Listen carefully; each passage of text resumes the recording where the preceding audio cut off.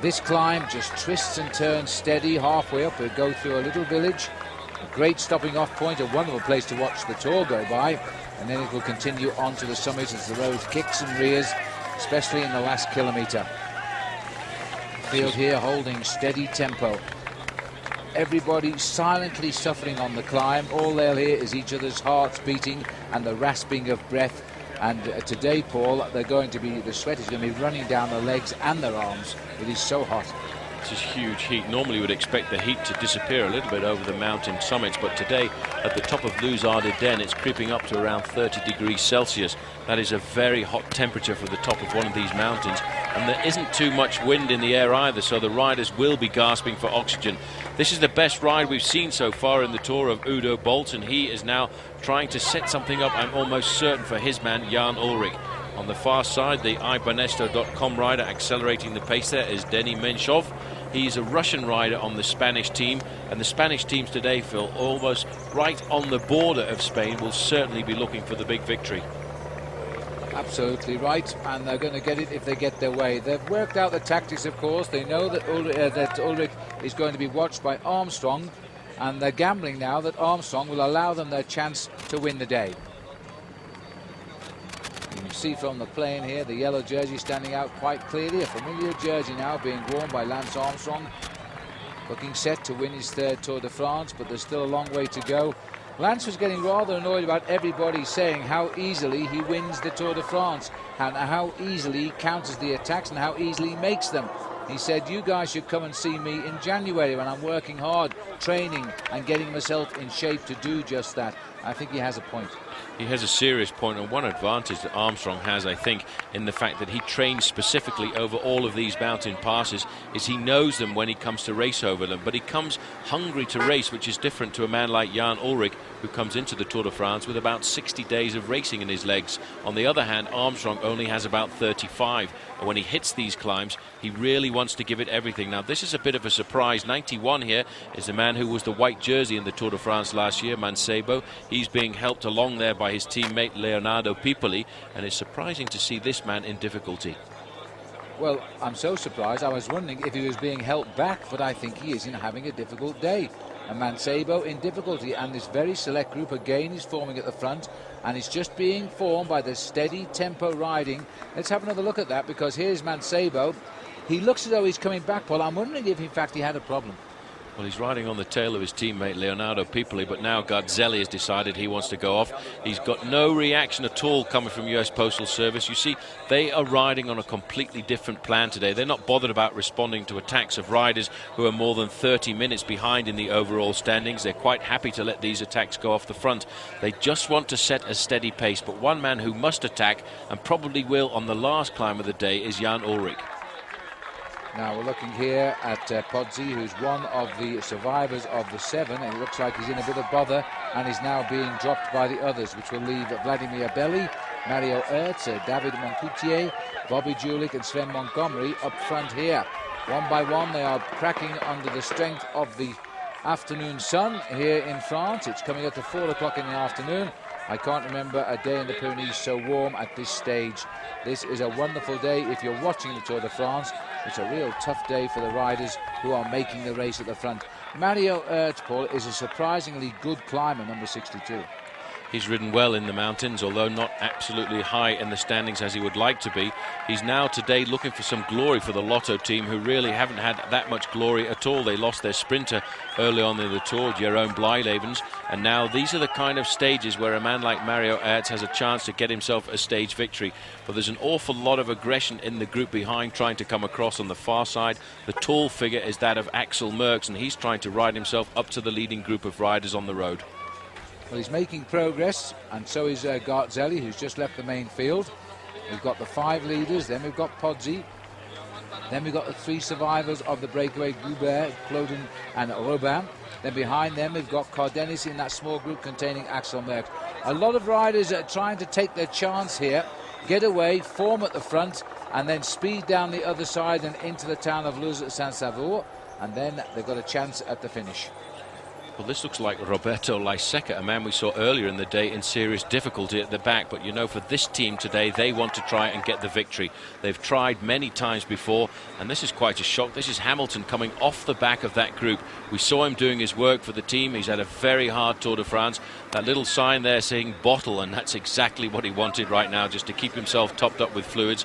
Tyler now will just ride to the finish and leave the Spanish riders alongside Armstrong to accompany their teammate for as long as possible on the last climb of the day. So he hasn't fully recovered at all, and an Euskaltel rider also waving goodbye here, Zubeldia. And they've not got many of their riders left up there either now. Laiseca was definitely off the back earlier. He seems to have recovered and gone back up to the front and away from the front. But there's a lot of riders here still in difficulty at the back. This is Gert. No, it's not. Yes, it is Gert Verheyen. We've just gone past there.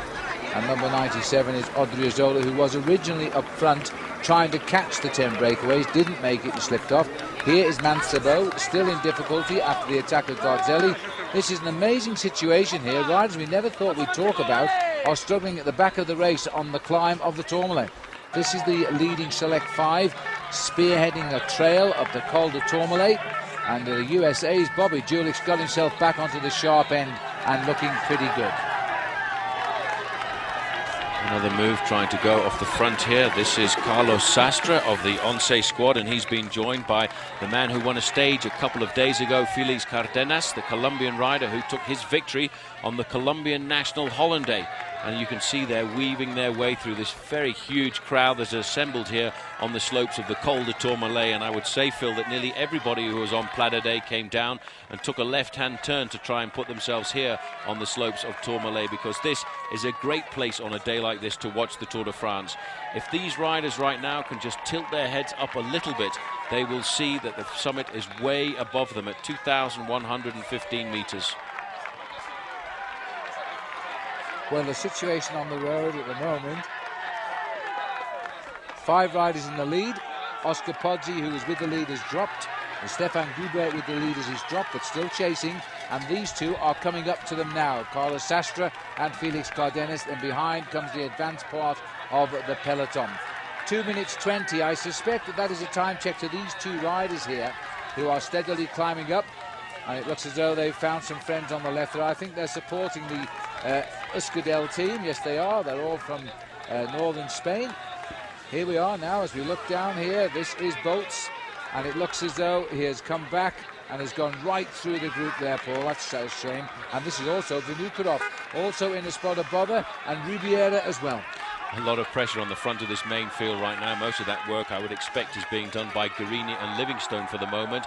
This is Guerini on the front. He was brought into this team to look after Jan Ullrich in the high mountains, a winner himself of that legendary stage, the Alpe d'Huez, after a dramatic crash with a photographer by the name of Erik, but he got up to finish the stage and take the victory. But you can see right now that Telecom today want to blow the race apart once again, and all that Armstrong has to do is match the man in the white jersey there, Jan Ullrich, a man he regards as the most talented man in the world of professional cycling.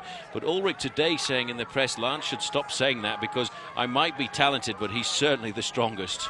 Oh, that's a nice comment too. But they are tapping out the rhythm at the front as they've done early on. Of course, it's always been Lance Armstrong who's had the final laugh by jumping away on the last climb of the day. 3 mountain top finishes in the Tour de France this year. A vicious stretch through the mountains, added on to the Alps when they flew between the two, with just 1 day's rest in the middle. These are the leading 5 as we continue to climb up the Col de Tourmalet. This mountain which just goes up and up, high into the sky where nothing grows towards the top. It is just a snow line right on the top, which stays right throughout the year. And making the pace on the right is Mario Oert, enjoying the presence of the day. Sven Montgomery in the centre of our picture, the leader of Française des Jeux, one of only 2 teams left in, with all 9 riders heading to Paris. On the far side there, Vladimir Obeli, who made his name on television in June when he socked that spectator who was throwing things at him, and as a result was disqualified from the Giro d'Italia. These riders started to lose a fair amount of their advantage. At the bottom of the climb they had 4 minutes 15 seconds and is now just outside of 2 minutes. The main field obviously accelerating, and most of the work being done by Jan Ullrich's Telecom team. The men in pink on the front end of the main field, and they today are looking to set Ullrich up, I think, Phil, for a possible victory. Breakaway is now losing tempo a little bit. That was Moncoutier sitting behind Bobby Julich. At this nearest camera, Vladimir Belli. These groups of riders here are trying to get up now. This is Lyseka, who got away a little bit earlier on, and Pipoli, and they're trying to keep the pace up just that little bit. Two more are chasing across the gap in Carlos Sastre and Felix Cardenas. But really, the spread over all of them back to the Lance Armstrong. But there is Sastre and Cardenas on the right, so they've now caught up with these three off our camera and are trying to make progress towards the leaders. And there's more just ahead as well. So the leaders are steadily but surely changing at the front. But Julich, first over the Col d'Aspin, is still with the front five.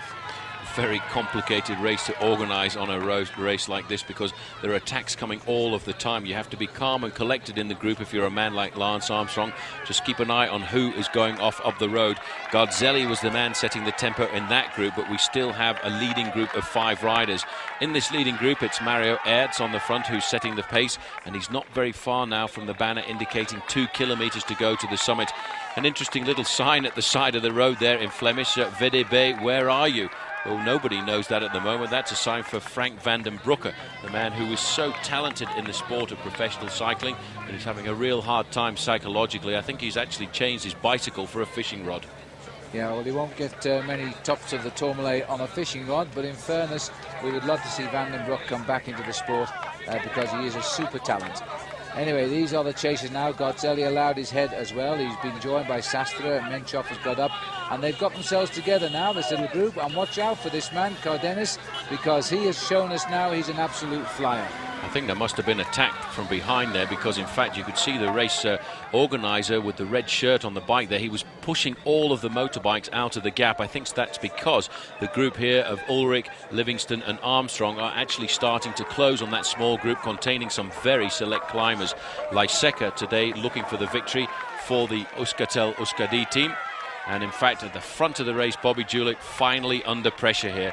He can't hold the tempo of the 4 riders in front of him, but he must try and survive over the next 1.5 kilometres just to go over the summit within 20 to 30 seconds. And then on the descent, he can take a few risks. But behind, the pressure is now really starting to pick up, and they may well catch these guys before the summit. Bobby, every time the pace accelerates that little bit, holds his own tempo, can't lift it just to match up to Mario Ertz. It's unusual to see a good Belgian rider on the front like this, but he is a good climber, Mario Ertz, and especially on a day like today. Sven Montgomery, the Swiss rider, just off our camera to the right there. Vladimir Belli, we know, is a good climber. Bobby Julich was in hot company. These are good riders at the front, even though they've lost a lot of time in this year's Tour de France. Garzelli wants a result somewhere along the route to Tour this year, because here's a man who won the Tour of Italy last year, a past winner of the Tour of Switzerland. But this is becoming an amazingly select bunch. Just tempo riding has ridden the field away off the back. It's down to just 11 men, Paul. Andreas Kloden has been caught now by the front end of that group with Jan Ullrich, and he's trying to set the pace for Jan Ullrich. You can see he's accelerating. He recuperated for 1 kilometre or so, and I think, in fact, Kevin Livingston has cracked there. He's going further back down the group. This is definitely a very select group. 151 there is Santiago Botero. 29 is Marcos Serrano on the far side. 24, Igor Gonzalez de Galdiano. These are all the big names, but Team Telecom are starting to crack right now. Moving away there, Giuseppe Guerini. Ullrich remaining with one strong teammate, Andreas Kloden, but Ullrich, you see, has always got a yellow shadow. That is Lance Armstrong right on his tail, and Kivilev is still in this group now. What a great Tour de France we're watching here. This man in white uses his team, and he's left alone now because Kloden has gone as well. So again, Ullrich has destroyed his team. It's up to him. We've still got the finishing climb to come. It's back to the original players now. Ullrich on the front. This time Armstrong follows in yellow. Armstrong has a teammate. You see the little blue jersey coming across there onto the tail of what is now a 3-man chasing group. That is Roberto Heras. The leading group now are 1 kilometre away from the summit. There's just 4 men.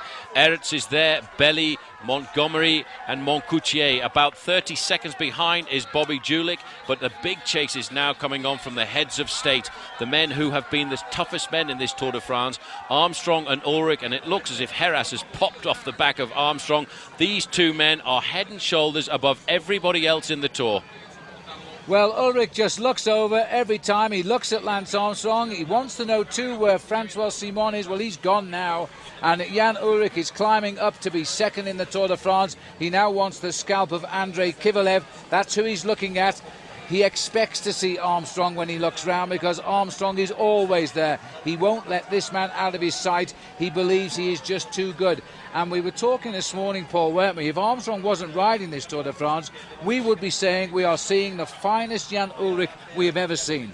Ulrich has been absolutely fantastic. He's done everything possible to bring himself to this Tour de France in great shape. He is in great shape. He's a strong bike rider. We've seen him absolutely formidable in the mountains, but there's one man better than him, and that's Lance Armstrong. If it wasn't for Armstrong, then this man would be certainly the toughest man in the bike race. But because of this, we're seeing a huge battle. They've caught the riders in front of them. There is Lyseka. That is a remarkable comeback. Sastre is the Once rider in the group, and on the front of them, setting the tempo, Stefano Garzelli probably doesn't even know that the heads of state, Armstrong and Ullrich, are right on his tail. The top two of last year's Tour de France are right in amongst the leaders now. They've still got to get up to Bellier, Moncoutier, Montgomery and Bobby Julich, but they're not very far behind as they eat up the road beneath clear blue skies on the Col de Tourmalet, and a massive crowd that's camped here even on the chilly nights to watch them come through. Garzelli setting the tempo with Cardenas, and behind is Jan Ullrich. He's about to move through on the inside of Garzelli, I think. Here they are. There's only four. Well, there might be five left at the moment. Garzelli sets the pace. It won't be quick enough for Jan Ullrich. Been great to see Garzelli fight through the mountains, though. We saw him have to pull out of the Giro d'Italia earlier this year with bronchitis, and still he's setting a pretty impressive tempo on the front. Ullrich will be happy right now. He's got Armstrong with him as we come closer and closer to the summit. They're getting rid of all their major rivals, and Armstrong today, I think, will form an allegiance with Jan Ullrich on the final climb of the day. As Ullrich, you're right, he can't go fast enough. He blows away Garzelli, and Armstrong just has to keep that concentrated look on his face and stay in contact with the German. That was a double take by Garzelli. He took one look and saw Ullrich. He looked again to make sure, and then he realised this is going to be the move of the day. Remember, this really is the final chance for Ullrich to get good time over his nearest rivals, two of whom are still in front of him on the overall. He'll probably take some time out of them in the time trial, but you can't be sure. Today he wants all the time necessary to get into the second place in the Tour de France. This is Montgomery. We're back with the leaders. Montgomery's 181. Best placed at the front group. Mario Ertz is the rider in red. They are coming to the top of the Col de Tourmalet, and I hope we get to see the lovely new statue of the man who took over from the founder of the Tour de France, Jacques Godet, who did 52 tours and was a gentleman. But as we see now, Montgomery sprints away for the points of the day. He's going to put down in his buck, I was first over the Tourmalet, followed there by, I think it's Belly, and then Moncoutier. Jan Ullrich now setting the pace in the Lance Armstrong group. Armstrong very comfortably in second position. Behind him is Garzelli. They have the orange jersey of the Euskaltel-Euskadi rider Roberto Lyseka. He is a man they need to be very careful of later on the climb, because he is the man who actually rode up to these two riders on the summit of the Plateau de Bon Sacre. He came from absolutely nowhere and leapt away from Armstrong Ullrich as they were fighting out for the overall supremacy of this bike race. You can see now Garzelli's accelerated towards the summit. He wants to lead these two men over the top. Well, we will now be treated to a very rapid descent off the summit of this Col de Tourmalet. And look at this time gap. A few moments ago we were given 1 minute and 45 seconds. It is now 51 seconds. They will have them in their sights. There's the dizzy heights of the high spot of the Tour de France, the Col de Tourmalet. And how bizarre it is, a sporting event. The crowd are cheering in the absolute middle of nowhere. Tens of thousands of people enjoying at first hand the battle amongst the greatest athletes in the world. They come over the top of the climb now, and they begin an equally long twisting descent to the bottom on narrow roads at first as they hairpin their way down. Very often this mountain at this time of the year is shrouded in mist, and you just watch for the riders coming at you out of the cloud. But today conditions are perfect as they now begin the long descent down to the bottom, and then they'll start doing it all over again as they go to Luz-Ardiden. 50 seconds. 50 seconds, it's not very much on a descent like this, and if you do take risks, you will very shortly find that this whole race will come back together, and a big group of around about 15-20 riders will commence the Luz-Ardiden climb all together. In the second group of chasers on the road is Roberto Heras, Lance Armstrong's faithful lieutenant. He was brought in here to look after Armstrong through the mountains, and he did a great job yesterday. The four men at the front are making an unbelievable descent off this mountain. You can see just how hot it's been. The surface of this descent is really starting to melt now. It's very dangerous in the corners, but one man has slipped away off the front, and it's a red jersey. I would say that's Mario Arts, trying to steal a lead over the rest on this descent. Well, he's going to take a chance and steal a march if he can. We're going to go down with our camera bike. Can never say often much how much I admire these camera bikes as they follow the riders down the mountain, and how steady they held the camera yesterday when, despite the fact they were watching a rider go off the side, Jan Ullrich, and they followed him and kept him in shot all of the way. Thank heavens he came back to the road, and then Lance Armstrong waited for him, and they continued to the finish together and attacked each other on the final climb. So this is the sort of hill at the moment where you can hit those dizzy speeds of 100 kilometers an hour, and then you hope you can break down for the hairpin bends which follow as you drop down off the Col de Tourmalet. Four riders. We're looking at Jan Ullrich, and thankfully he's on the road this time, because he's not the best of descenders, and he's probably the one that knows that the most. Just keeping a close eye there to see if I could spot a yellow jersey. This is rather strange to see this man really going on the descent. Armstrong is there, sixth position there behind Jan Ullrich. Ullrich obviously not wanting to attack on the descent just now. And Armstrong, of course, Phil, has got absolutely no need to make any risks at all. Going off the front of the group, one man who does want to take a few risks was Stefano Garzelli. And this now is a long 19-kilometer descent, a very technical descent. And the strange thing about these descents is it doesn't necessarily be good for the riders, because although you're going downhill for around about 25 minutes, it tends to make the muscles get rather cold after the very hard effort they've been through on the ascent up the other side. And then when you come down into the town below, you've got to start that energy again as you kick up towards the finishing line. Well, flat out we're going down the climb at the moment. I think we're quite behind Bobby Julich here as they gently make their way down. They're well clear of a race which is now spread out again all over the Pyrenees. Many of the riders just getting together now to form the autobus, as they call it, to just get home to the finish and beat the elimination time. But this is the action end of the descent today. And as we go down the mountain, over the top of the climb, the first man was Sven Montgomery, followed by Vladimir Belli, David Moncoutier, Mario Ertz. Then came Bobby Julich 40 seconds later. Stefano Garzelli just 10 seconds behind him, and with him was Ullrich and Armstrong amongst a couple of others. And we're now on the way down. This is a descent which will take what, Paul, 20 minutes, 25 minutes? 20 to 25 minutes. It's actually on the opposite side of this col, the Col de Tourmalet, that Sean Yates recorded one of the fastest times he'd ever been downhill. 72 miles an hour he had recorded on his computer at the end of the day, and that is absolutely remarkable. It was in a straight line, I hasten to add, but Yates was an absolutely mad descender going down these mountains. He went down as if he was on a motorbike, getting his knee right out. You can see Ullrich doesn't want to lose that bottle right now, but he wants to keep himself topped up with fluids for as long as possible. It's not easy because he needs both his hands on for these corners to apply first of all gently the front brake and then check it with the back brake so he doesn't go flying over the handlebars. Here's Lance Armstrong. I think he's trying to take a bit of food out of his back pocket as well while keeping an eye on things. It is such a hazardous thing coming down these mountains. They are hitting speeds between 80 and 100 kilometers an hour. And as you can see, there's not much protection on the right. A point to remember, by the way, if you ever tour in the Pyrenees on a bike, you remember that the roads aren't closed when you do it, not like they are now. The Tour de France closes its roads for up to 8 hours for its passage, and the organisation never ceases to astound me, and yet they still make sure that people can get to see their race. This is the champion of Germany now, and what a champion he's been on this year's Tour de France. He has refused to accept that Armstrong is going to win this tour.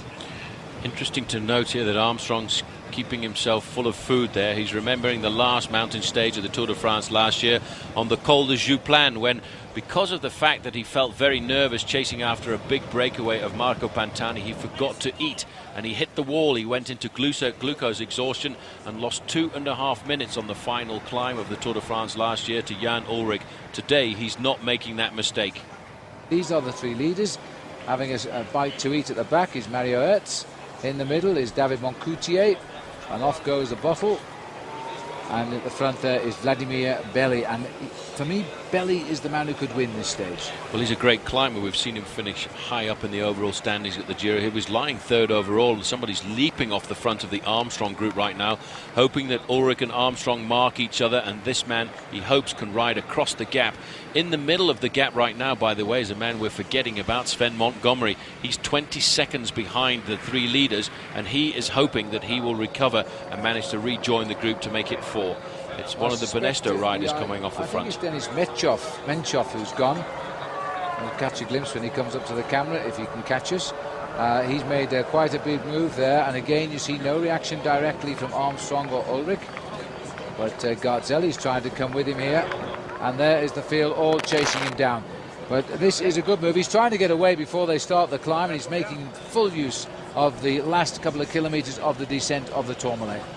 One man who too does want to get away before the ascent of the final climb, in fact, is Stefano Garzelli, the balding figure there of the Mapei rider, comes straight to the front. He sees he's got a gap, and you can see they are now 1 minute and 3 seconds behind the leading group of 3.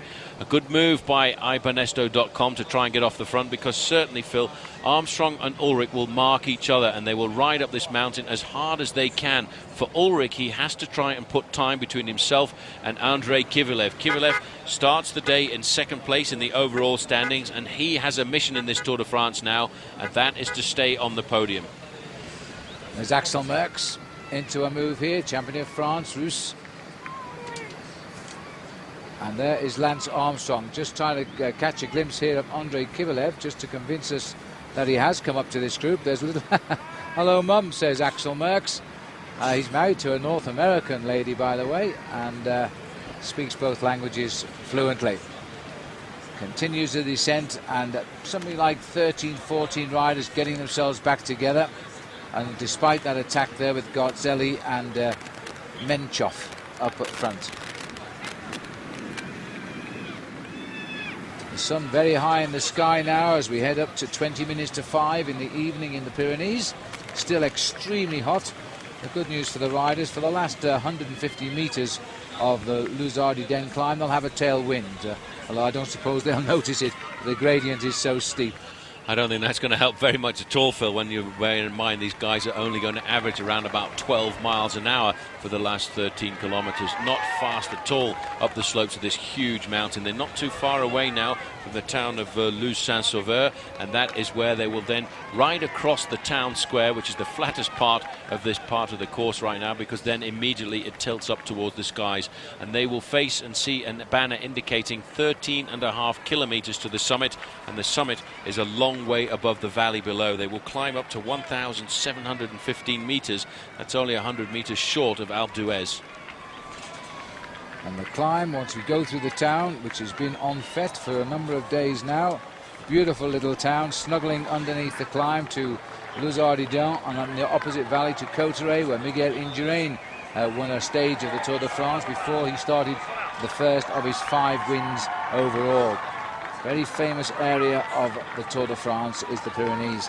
These are the men trying to get onto the slopes first as they make their way now towards the climb of Luz-Ardiden. Mario Hertz got a good chance here. The Spanish flags, they're all Spanish flags, these, from the region of the Basque Nation. This is Sven Montgomery, who can tick off this Tour de France as winner of the climb over the top of the Col de Tourmalet, where he wins a special prize in memory of Jacques Godet. And he continues too to keep the pressure on. He's had an excellent tour, and so far all of his team continue on the road to Paris. 4th place for him just now. He's had a hard time staying in contact on the descent for the moment. You can see the group of 3 riders just in front of him right now, and he will hope to try and reintegrate them before the start of the climb.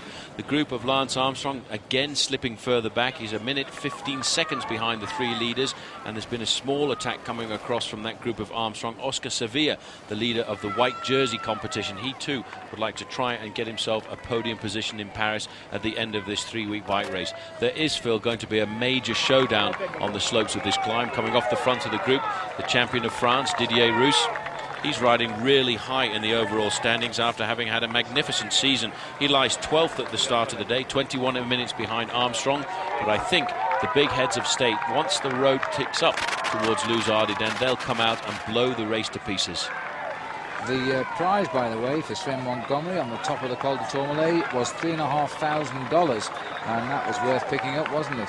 That's about 2,000 English pounds sterling. So he did well to pick that up, and he's 4th on the road now. 1:11 back to the Armstrong group as Rousse tries to get away. But here's Bobby Julich sitting here in the Armstrong group now. Very select bunch of riders as we start the slope. It takes a little while to warm up the climb to Luz-Ardiden, but then it starts, and it starts kicking up in hairpin bends. It's always very difficult coming off the slopes of a long descent, because you really find that the muscles start to cool down a bit. In front of Armstrong you can see Botera, the man who won the King of the Mountains competition last year. He doesn't want to make excuses, but he's claiming at the moment that he's not riding at the top of his form because of a slight cold that's taken hold of his chest. Didier Rousse around about 20 seconds off the front of the Armstrong group, but very shortly the whole of the contenders of the Tour de France will be coming onto the slopes of the last climb of the Tour, Luz-Ardiden. Massive crowd again as they start to climb away from Luz Saint-Sever.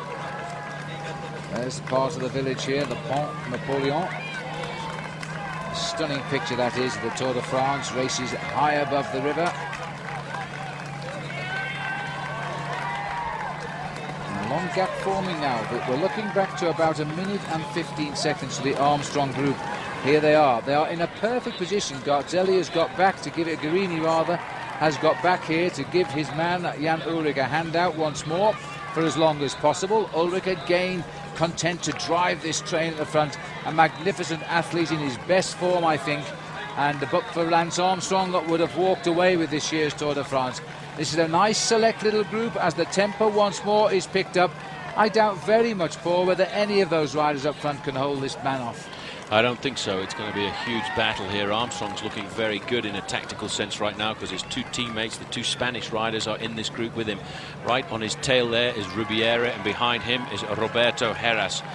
In fact, Rousse is about 55 seconds behind, so Armstrong's group is moving closer all of the time. Guerini is trying to set up something for his man Jan Ullrich. He will ride as hard as he can until the bottom first kilometre of the climb up to Luz-Ardiden, and then I think he'll let Big Jan take over.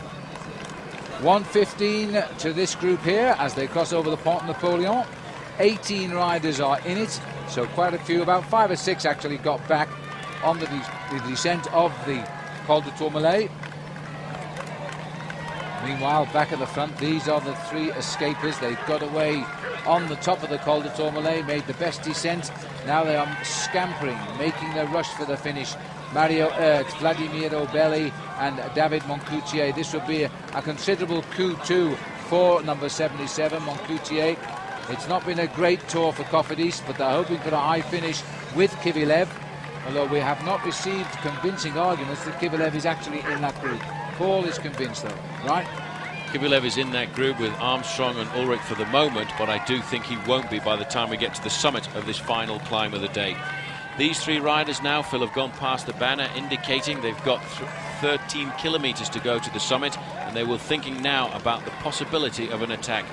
David Moncoutier on the front for Cofidis is a great bike rider who for France has a superb future, and they think this man could later in his career finish in the top 5 at the Tour de France, but alongside him is a very experienced man in the shape of Abelli. It'll take about half an hour to climb now to the finishing line, just 13 kilometres left to ride. This is the champion of France, inspired by that maillot jersey he's pulled on here as champion a week before the Tour started, Didier Rousse. The Bonjour team also heading to Paris with their full complement of 9 riders. He's trying desperately now to get on to the 3 frontrunners, leaving a group of 18, which includes Lance Armstrong, Andrei Kivalev, Belocchi, Jan Ullrich, but not Francois Simon.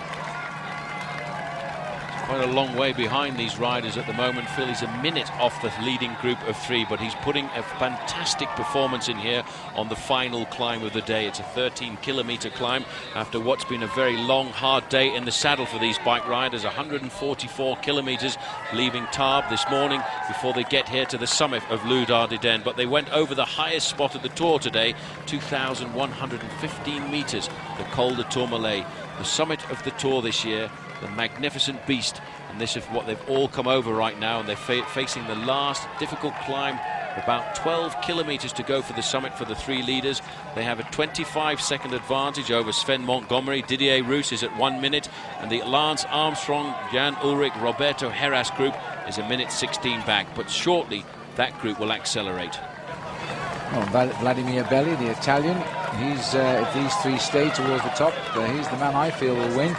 He'll plan an attack somewhere if he's got the legs today, and he looks as though he might have. He looks pretty good. Had 2 very good results. No wins this season, by the way, for Vladimir Belli, but he's had 3rd in the Tour of Switzerland and 3rd in the Tour of Romandy. Romandy is also one of the cantons of Switzerland, and 2 very good races to finish well up in. And he was 3rd overall in the Tour of Italy until a few days to go, until he got eliminated from the race from a very good knock on the nose to Gilberto Simone's nephew. Great shot, though, whatever you say, but I was sorry they disqualified him for it. And even the man on the receiving end on that occasion, by the way, Simone's nephew, did think the decision was a bit harsh because he said he deserved it. But there you go, that's life. Here we are now with Guerini on the front, still going to sacrifice himself in 1 or 2 more kilometres time. And then are we going to see Jan Ullrich just rip the race apart again and tow only Armstrong with him? Because when he goes, Lance Armstrong is the only man who can huck up and go. It's being set up perfectly right now. You can see on the front the pink jersey of the man who leads him, Giuseppe Guerini, a winner at Alpe d'Huez, will ride as hard as he can until he has no more in his legs. He will then swing off and leave all of the pacemaking up to his team leader. His team leader, Jan Ullrich, will then try and blow everybody off his wheel. This is a bit further down the slope right now. At the back of the group, Axel Merckx, the former champion of Belgium, looking very good. All of the dangerous Once riders are in this group, but the pace is unbelievable right now. Guerini is doing an incredible job for Jan Ullrich, and as we get closer to the summit, surely Big Jan will take over. This is Guerini. Incredible pacemaking here, and it looks as though Lance has got 1 rider with him now. It's probably Ribeiro who's come back up to him, I think, as we go up to the 3 leaders. The crowd dense here now as we start to get on to the serious bit of Luz-Ardiden. A climb which, again, has been won by the big names of this sport. And Belli, Ertz and Moncoutier have stolen a march, but somehow I don't feel as though they can stay away to the finish. The first man to win on this climb was none other than Miguel Indurain, but Dagoto Lauritsen, Norwegian, riding on the American 711 team, also won on this climb too. And a man sitting not too far away from us here, commentating for Spanish television, one at the summit here as well, Perico Delgado. And there are a lot of Perico Delgado supporters out here on the course at the moment. And although he now works for television, he's still as popular as he ever was as a bike rider. This is a great move by Didier Roos, the leader of the Bonjour team, one of the only teams left in the bike race with a full complement of 9 riders. Alongside them, the Française de Jeu. And this will be a remarkable coup for Jean-René Bernadotte, the team manager here. And in fact, you can see they're clearing everything away right now, because this man is certainly going to get caught rather shortly by the accelerations of Armstrong, Ullrich and the rest. And here they come. Guerini still giving 110% as the other riders queue up now behind him to take the lead, and they attack. This is Laiseca from Esquetel Euskadi. He wants to get the win right now. These riders want to win. They're probably, as the crow flies, Phil, not more than 3 kilometers away from the Spanish border. If we could walk straight up to the top, we'd roll down the other side into Spain. The Spaniards are absolutely on fire on this day today. They want to win the stage and they want to take the glory. They regard the Pyrenees almost as home turf, which is why Laiseca has come out of the group. But in fact, it's interesting to note that Ullrich, for the moment, hasn't been able to respond. Well, Leiseca has gone, gambling on the fact they're not going to chase him down yet. He's got a lot of lost time to make up, and they're not worried about him. Ulrich just looks to see the whereabouts of Lance. He's never, ever very far away from him. But Ulrich also concerned about the whereabouts of Kivilev. I'm yet to see Kivilev in this group, and I'm not convinced he's here. Guerini setting the pace at the front, still waiting for the moment when Lance Armstrong and Jan Ulrich accelerate past him. Then he will know his job is done for the day. We've just got a glimpse there of the Cofidis rider. The number on his back was number 74. That is Andrei Kivilev. Just tucked into the back, and that is the man that Armstrong is constantly looking around for, because he wants to rid himself of Kivilev to claim second overall. And Kivilev every day is becoming stronger and stronger. Watch for 74, there he is. He is riding better and better every day. This is a man who was sailing away to an anonymous finish in the Tour de France, got into a breakaway which gained 35 minutes, and now he's decided he wants a podium place in Paris. And every day, Paul, he just gets better. Well, he's feeling more and more confident with the fact that he's getting closer to Paris, and this is the final mountain stage. He lost 18 minutes on one stage on the day to Verdun, and that day went to Laurent Jalabert, but he came back with an incredible breakaway of 34 minutes over the main field. Ever since then, he's lost it little by little, but he hopes now that he'll survive on the final slopes of this year's Tour de France. Didier Roos is doing a great ride, huge honour, but look at this. The orange jersey coming up here is Roberto Leiseca.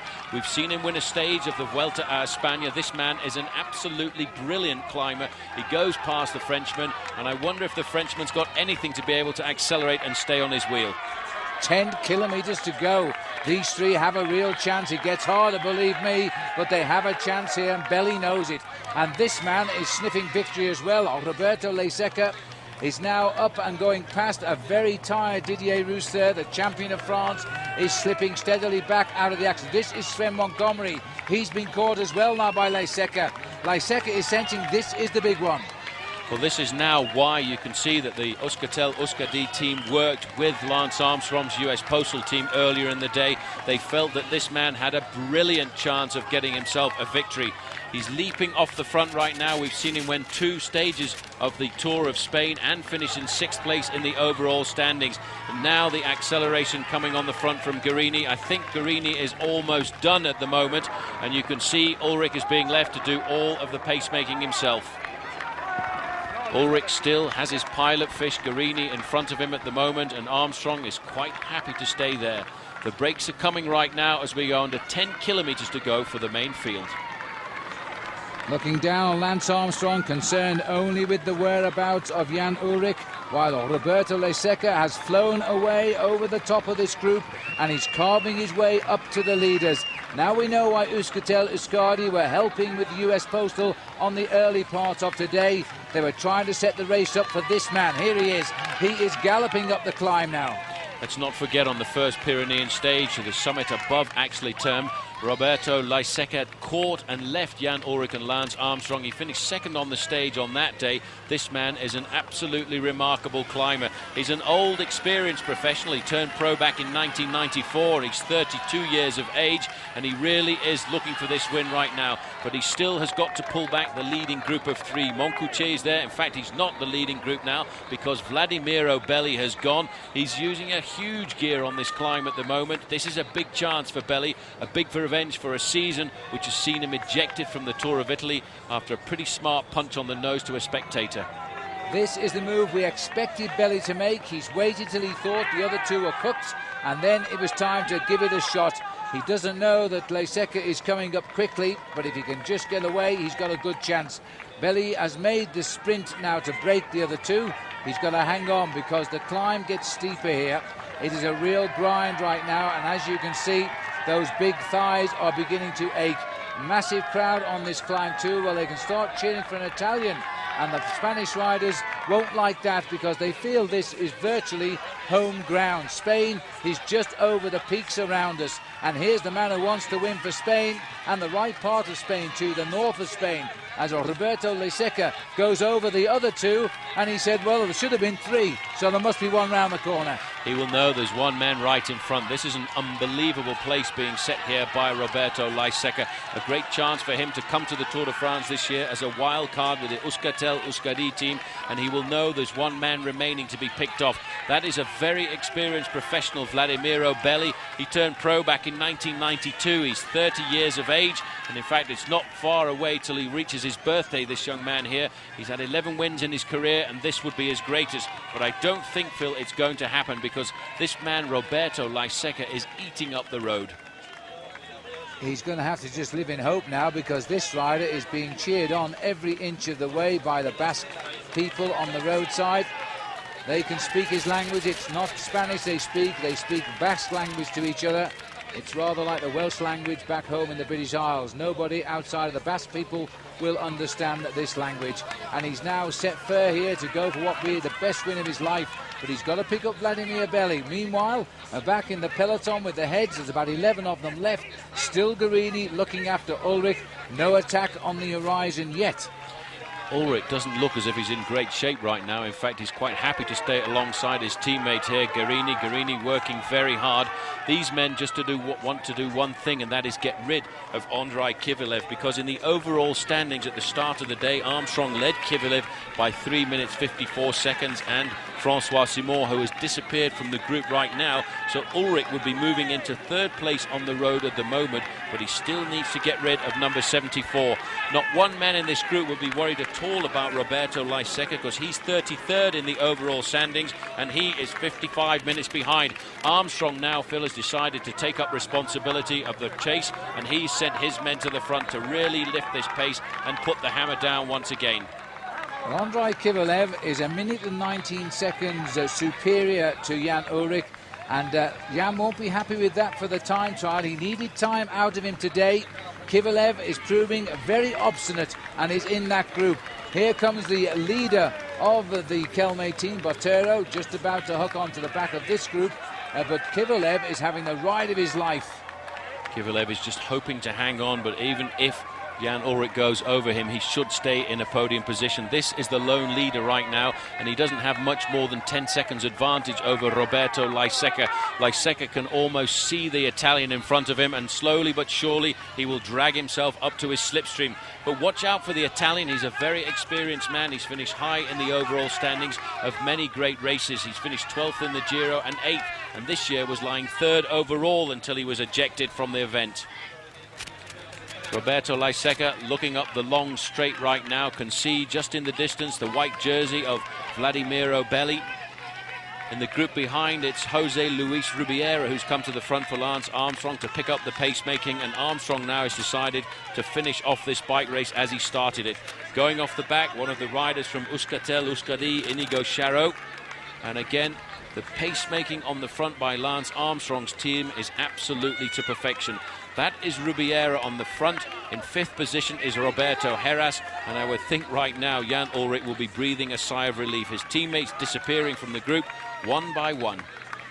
As Rubiera takes up now the pacemaking for Armstrong, this group is just going off the back one by one. The latest man in trouble is Carlos Sastre for Once. Belocchi is still here, trying to make it the same result as a year ago in Paris, 1, 2, 3.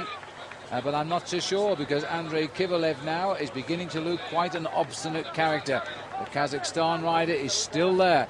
This rider is still in the lead, but only just at 7.8 kilometers to go to the finish.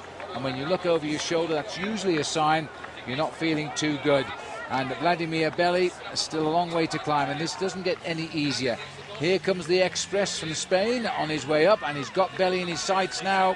And if he gets up there, I think he won't even give him a chance for a deep breath. He'll go straight by him.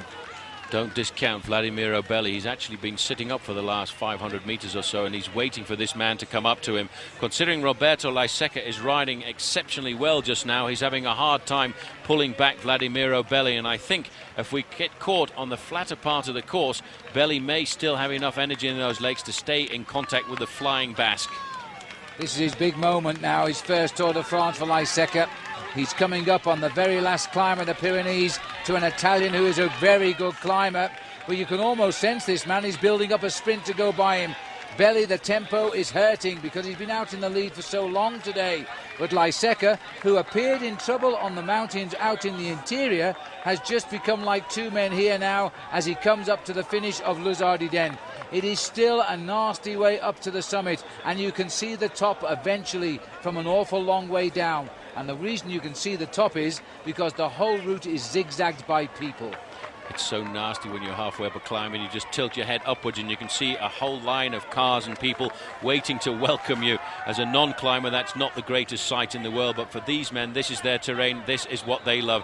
The junction has now been made. Vladimiro Belli has been joined by Roberto Lyseka, but just watch out, there's the attack, this is the moment, and in fact Belli hasn't got anything at all to answer. He waited to see if the Italian had any power left in those legs, and he doesn't.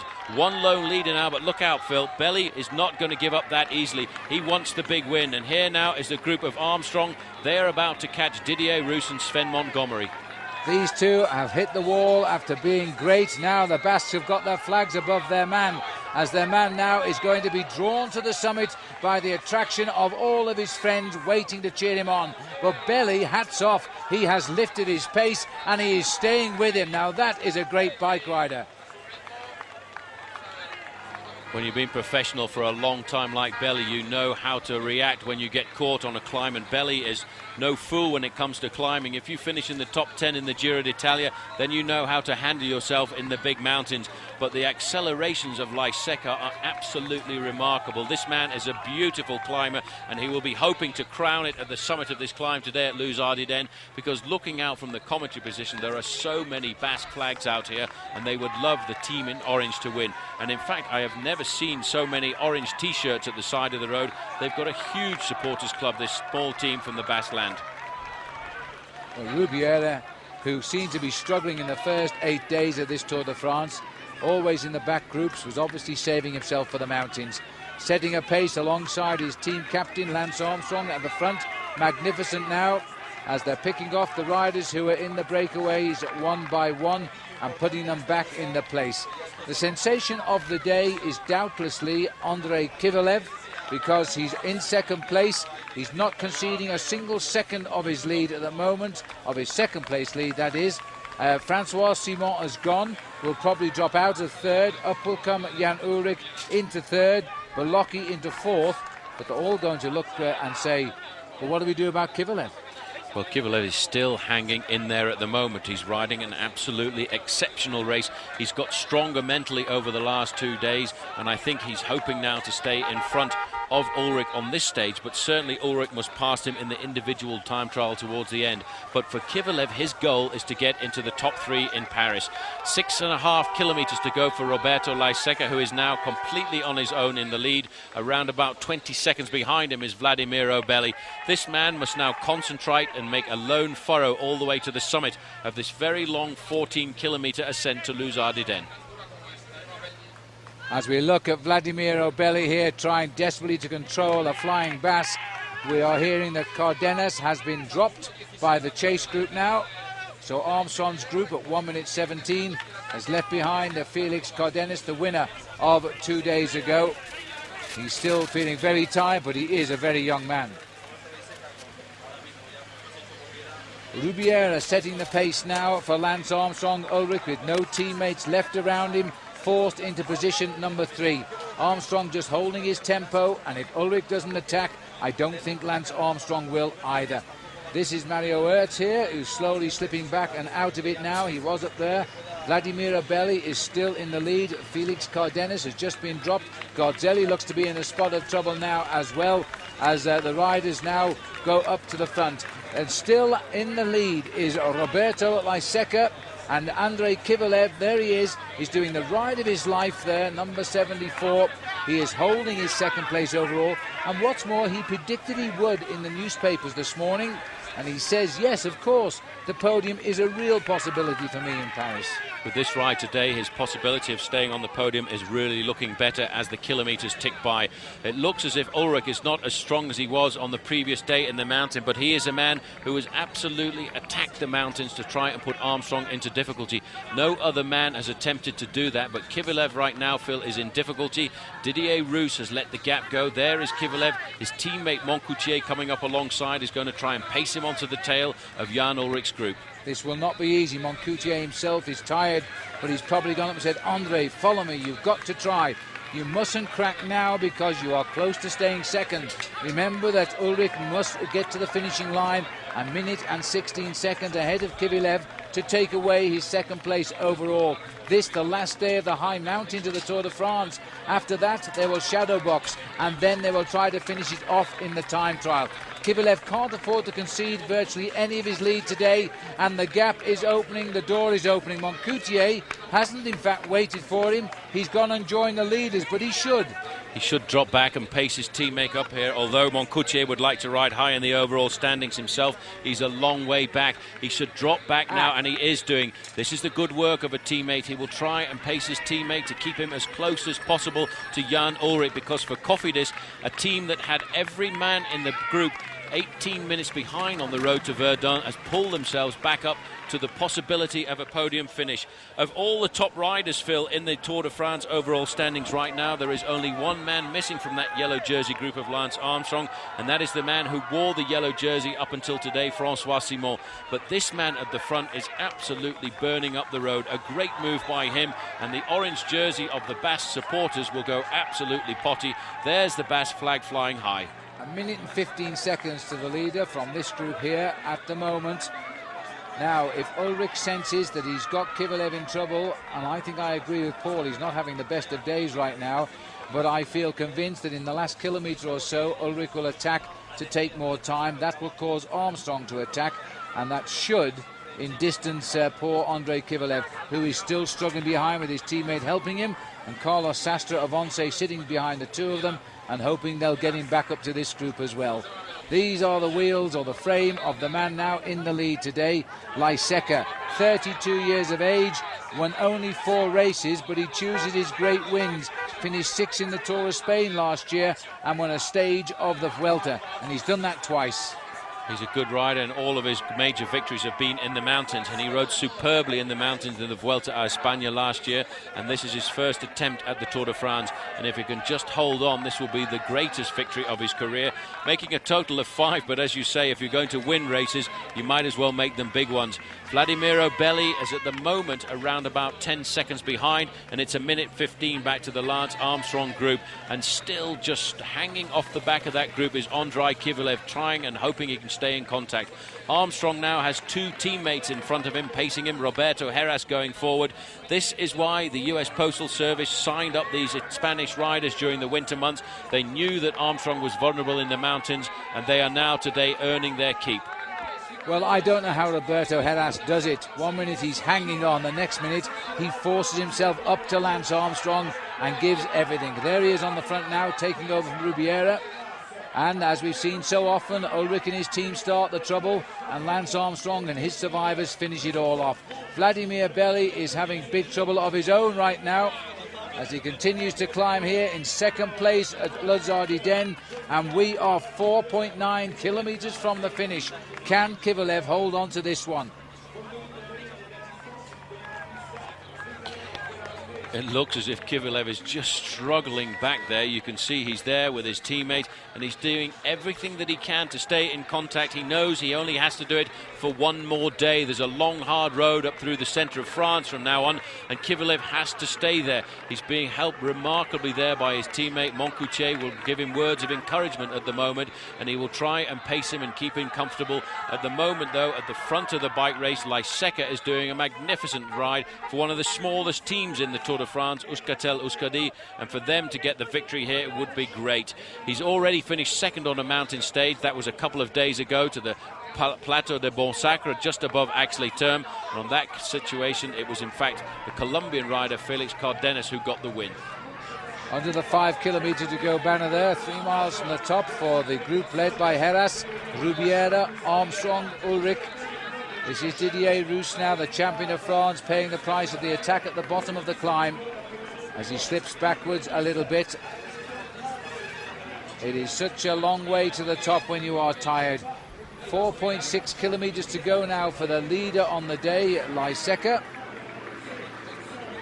But I'm not too sure whether Kivilev will survive.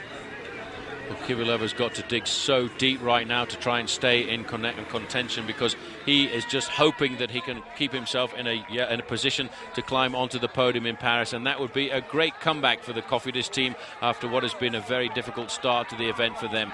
Lyseka, though, for the moment, Phil, is opening up his advantage over the group of Lance Armstrong. The last time check we had was 1 minute and 20 seconds, but if you look up there towards the summit of the skies, he's still got a very long way to climb.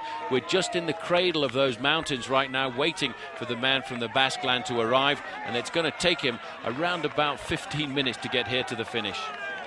This is the section I was telling you about, where you can see the top because of the crowd lines, all of the cars lined up there, pulled off the road, and this now zigzags all up the mountain to the summit of Luz-Ardiden. But Lyseka, although under pressure, he's not a tiring man yet, and he's inspired by the home crowds who are cheering him all of the way up the climb today. He's gapped 17 seconds on Belly, 1:15 still on the group Armstrong. Well, Belly now is just trying to survive, Phil, and hoping he can stay off the front of the Armstrong group.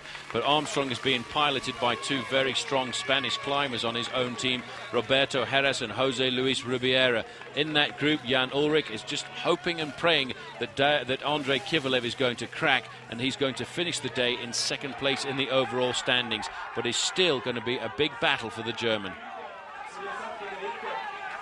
He's looking now for the 4 kilometers to go banner, and the Spanish crowd are beside themselves. This is the one they were waiting for. The Spanish riders weren't going to let them down. Just inside 4 kilometers to go now for Roberto Lyseka, and they will cheer him all of the way to the summit, and he will see the summit now from where he actually is, because the people there can watch him snake his way up.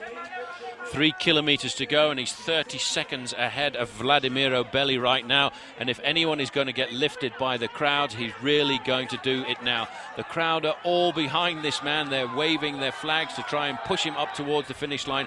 There is the group of Ullrich, and Kivilev is no longer there right now. Ullrich and Armstrong moving up alongside the tail of Roberto Heras. You can see Rubiera has done his job, but Ullrich today is being very attentive.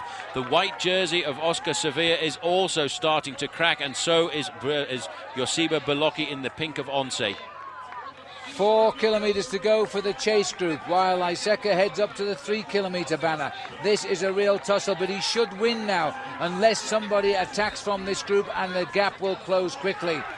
And this is the white jersey of Oscar Sevilla, one of the great finds of this year's Tour de France.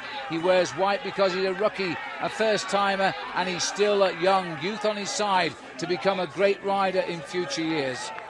Roberto Heras just now pacing Armstrong as much as possible. He looks over his shoulder to see what sort of damage he's doing to Armstrong's challengers behind. He knows now he's got rid of Joseba Belocchi, and he's also got rid of the white jersey leader, that is Oscar Sevilla. But this man is riding a lone race at the front of this huge mountain here, just on the slopes tipping over towards Spain. He's just hoping he can survive. He's got a huge advantage right now, but in the last couple of kilometers, Phil, it is so easy to crack, and a minute is absolutely nothing. So Robert Lyseka heading for what he hopes will be the finest win in a few moments' time of his career. No interest in a hunt for the yellow jersey. He's lost too much time over 2,250 kilometers of the Tour de France. There's the 3 kilometer banner ahead of him, and he is looking very, very good indeed now. But this man is climbing steadily. Behind him, Andrei Kivilev, the same cannot be said. He has snapped the elastic and he's going backwards. He must finish no less, and that's assuming Ullrich gets no bonus at the top. 1 minute 16 seconds after Jan Ullrich to hold his second place overall. It's a huge battle for this man who attacked at the bottom of the climb, and he's hoping to survive because behind he's got some of the toughest bike riders in the world chasing him. Roberto Heras for the moment is pacing Lance Armstrong and Jan Ullrich, but for Ullrich, his personal battle today is trying to move up into second place in the overall standings. Josiba Belocchi is also hoping that he too can survive, because if Kivilev cracks dramatically, Belocchi could be climbing up into a podium position in Paris. This is the second man on the road, Vladimiro Belli. He's doing a magnificent ride, Phil, because he's 23 seconds behind Lyseka at the moment and around about 45 seconds in front of Armstrong and Ullrich. And look at this now, still the pressure being put on here by Heras. He's about to move over, I think, and launch Armstrong and Ulrich to the summit. They are now just 2 leaders and 1 helper. Heras has been superb this past few days. This is severe here, and Bolocki trying to get back on terms, but they are losing time. At least Kivalev will be happy about this. He's not losing quite so much to Bolocki. Well, Bolocki was hoping that it would be exactly the same podium positions as last year. Last year it was first Armstrong, second Ulrich, third Bolocki. Bolocki at the start of the day was in 5th place overall. I would think by the end of tonight he will be in 4th, because Kivalev for the moment is still hanging on. Heras is also hanging on as well. He is working as hard as he can, working his heart out for his leader Lance Armstrong, who still looks as calm and collected as you like. He's riding this race with the absolute domination of men like Eddie Merckx in the past. Whenever he's wanted to accelerate, he has done. I think today the only reason he hasn't accelerated, Phil, is because he feels quite comfortable with his advantage over Ulrich. There's no reason to chase Roberto Leiseca, so this man is free now with a stunning attack to take the stage win for the Basque Country of Spain. As he climbs up now towards the end of what has been a tough day in the saddle for everybody, 3 in a row, the 3rd mountain top finish. Tomorrow they have another rest day in Pau, and then, unlike many tours, they're riding away from the Pyrenees rather than staying in Pau before they ride into the Pyrenees, because we often think of that great city as the gateway to the high mountains. But this time they'll turn their backs on the Pyrenees and they'll race up the centre of France bound for Paris. And this rider has come here for one reason, as to win a big mountain stage of the Tour de France. He's left it late, but he's going to win it now. They're not going to catch him. They shouldn't catch him at all, because all of the time that gap from him back to Lance Armstrong and Ulrich is totally stable at 1:15 or 1:20. Roberto Heras is doing a great job for Armstrong here, and he's also doing a pretty good job for Jan Ulrich as well, who's distancing all of the men behind him in the overall standings. And he, in fact, I think today is going to drag the the 2nd place position off the shoulders of Andrei Kivalev, and that is what Ulrich wanted at the start of today. Yes, he didn't want to leave anything to the time trial, although in theory he's a much better time trial rider than Kivalev.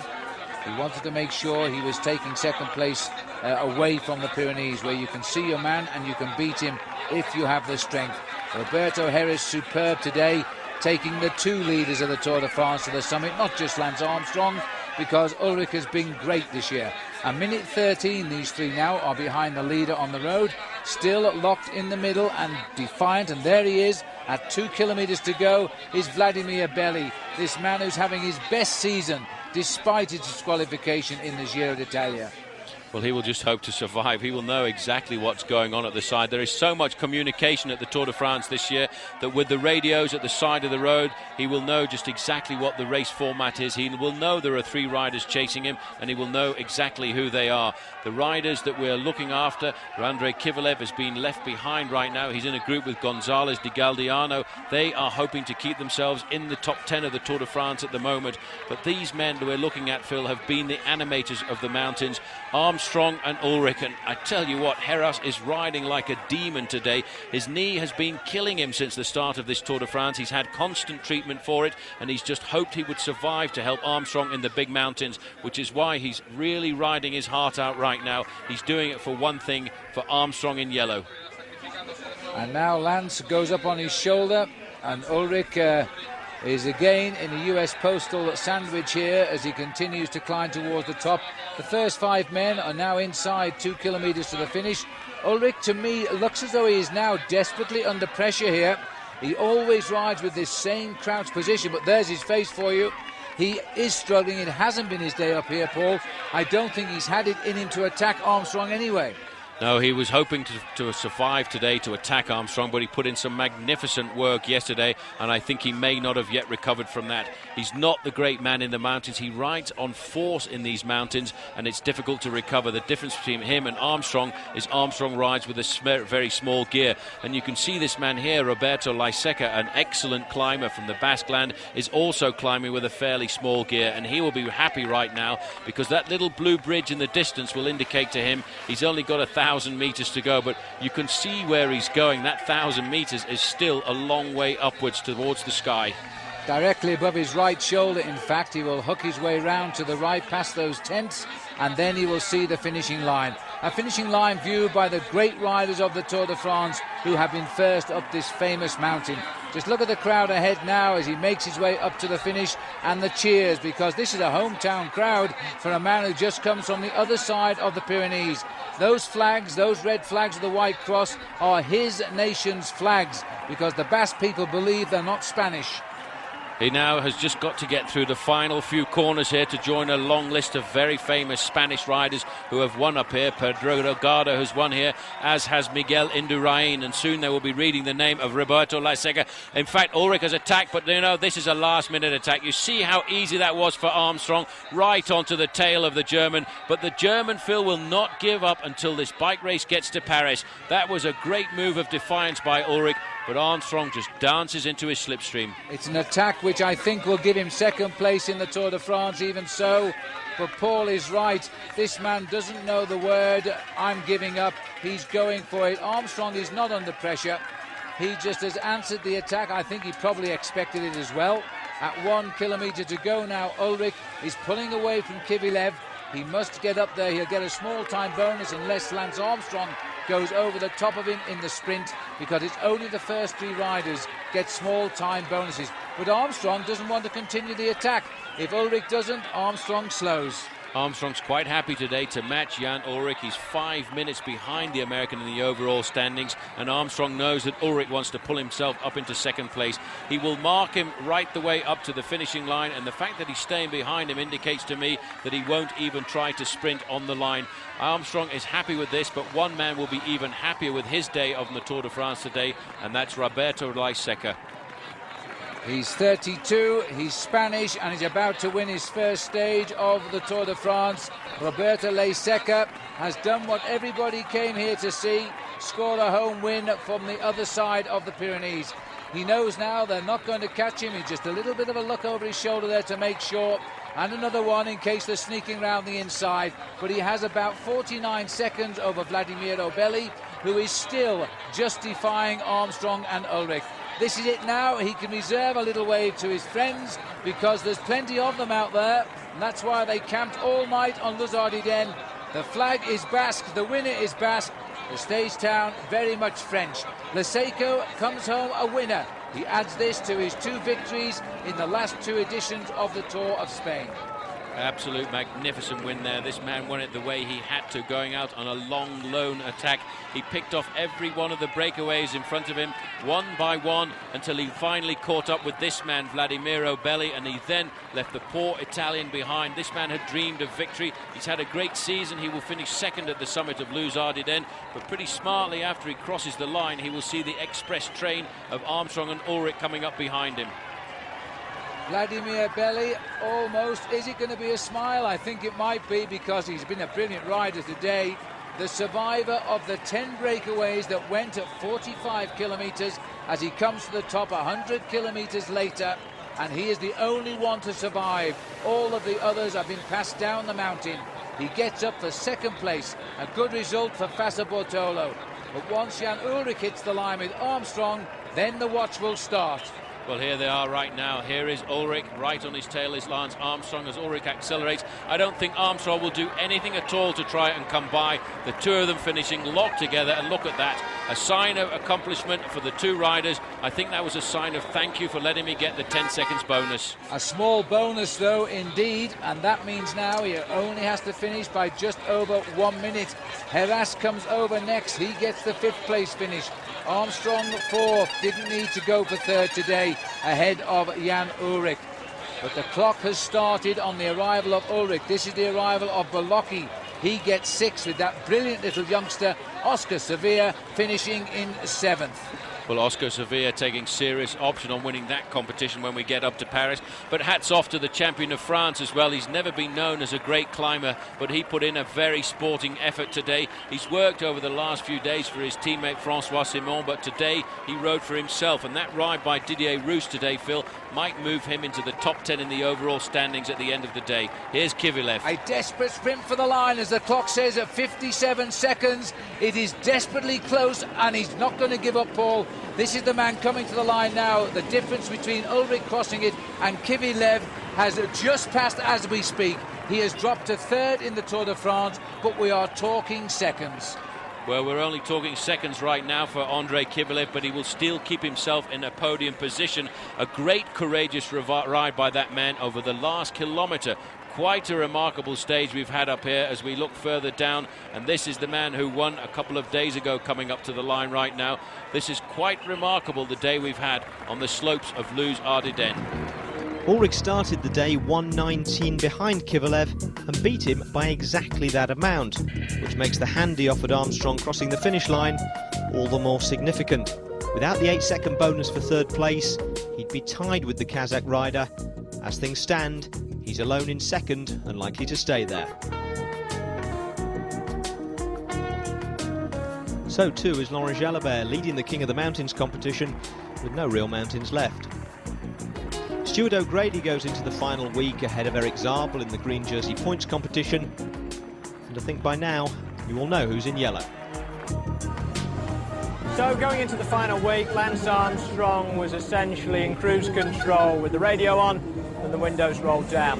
While he was enjoying the scenery and thinking ahead to the final time trial and a possible fourth stage win, a man who'd been hanging on through the punishment of the Alps and the Pyrenees could start to think about stage wins themselves. As the road flattened out, he started to head north here to Paris. To make up for the lack of climbs, though, it's the Tour's longest stage at 226 kilometres. A series of early attacks eventually settled into a 25-man break, but with 30 kilometres to go, Marco Pinotti escaped off the front of it. And 17 kilometres later, Rik Verbrugge joined him, leaving the 23 behind them, wondering how they managed to let it happen and trying to organise a chase. The main pack, meanwhile, was having a day off, cruising along 15 minutes behind. As Phil Liggett and Paul Sherwin pick it up, Pinotti and Verbrugge are just 10 seconds clear, 2 kilometres to go. This is going to be a tight finish for these two, because as those kilometres go by, that peloton chasing is going to get pretty excited. You can see the urgency now in their pedalling style. In fact, that acceleration there coming from Pinotti on the front there put Verbrugge in a bit of difficulty. He managed to recover and get back onto the slipstream, but the Italians are chasing the Italians at the front now. A long turn being done by Tossato. He's got his teammate in this group. This is a man who's tasted glory at the Giro d'Italia, and he's trying to force 2 lines at the front, so this group will organise themselves and try and pull the 2 leaders back together. It is still coming down. It's come down by a further 5 seconds. It's 10 seconds. It's going to be around about 5 seconds when they see the 1 kilometre to go banner, and if they accelerate over the last 500 metres, it is going to be so close. The gap behind these 2 riders now has been totally cleared. The neutral service car has been taken away. The red car of the referees has been taken away, and you see these riders are professional. They know that. They're looking back now, Phil, to judge the gap that they have as they come under the banner indicating 1,000 metres to go to the line. 1 kilometre from the finish at the end of 232, and this is touch and go. The spread is a blanket between Verbrugge, Pinotti and the chase here. So many of those riders behind now will sense they have a chance. It's barriered now all the way to the finishing line, over 1 kilometre. There it is for the peloton as they charge down the home straight now. Pinotti is committed in the front and Verbrugge is waiting to jump him. Verbrugge was caught inside the last kilometre on the stage into Strasbourg, but I don't think that's going to happen now. These guys are riding so fast, and at the front of the main pack, they're all over the road. They will now start to manoeuvre. On the outside, it's going to be man against man. This is a great way to sprint it out. 2 very strong bike riders right now waiting for the last 500 metres. You can see Pinotti is in front position here. Verbrugge looking very concentrated on his wheel. Any moment now, one man must kick. Verbrugge gambling here and waiting as long as possible. He won't know how well Pinotti can sprint, because these are 2 riders who don't race against each other very often. But now Pinotti is going to have to go because Rik Verbrugge is coming. It's going to be a tight sprint. Verbrugge is coming well clear. This is a well-deserved win for Belgium, and the chase will all worthwhile. He's waiting to kick again, and now he's got it. Pinotti gets second, Verbrugge wins, and it looks like Pataki coming up here as he races to the line. It's known as the Française du Jeu, Tossato. Tossato ahead of his teammate there, Pataki, as he crosses the line. So Matteo Tossato gets into 3rd place. And that is the breakaway in, and there's going to be a long wait now, Paul, for the next group to come home. But this, and ever such a cool sprint. That's unbelievable. I've never seen a guy adjust his glasses in the sprint before. He almost lost them there, but he was so powerful. He looked back, he could see there was no shadow coming forward at all. He'd got the win. He had plenty of time to salute the crowd. This is a great win for Lotto and for Rick Verbrugge, the winner of the prologue of the Giro d'Italia this year, and now the winner of a stage of the Tour de France. As opposed to Alessandro Petecchi, who wasn't, and came in cursing himself for letting the possibility escape him. After 15 stages, incidentally, Italy was trailing the likes of Colombia and Estonia without a single stage win. With no real climbing left in the race, Laurent Jalabert was confirmed as the king of the mountains, only the third man in history ever to win green and polka dot jerseys in the Tour. No change at the top though, where all the leaders finished in the pack and the time gaps were untouched. About the only other news of the day was the withdrawal of Jonathan Vaughters, stung by a bee and prevented by the drug laws from using cortisone to treat it. Stage 16 from Castel Sarrazin to Serran was another long one, 224 kilometres of rolling Dordogne countryside, with a quick stop in Biars-sur-Cère, David Moncoutier's home village, where the reception committee seemed to comprise the entire population. Up ahead, the day's escape committee was made up of 7 hardy souls who managed to build up a healthy lead of over 20 minutes. With the main pack on the second day of a sightseeing break, one of them was going to be the stage winner. It was just a question of who was going to make the decisive move and when. We join the action now with 23 kilometres to go to the finish.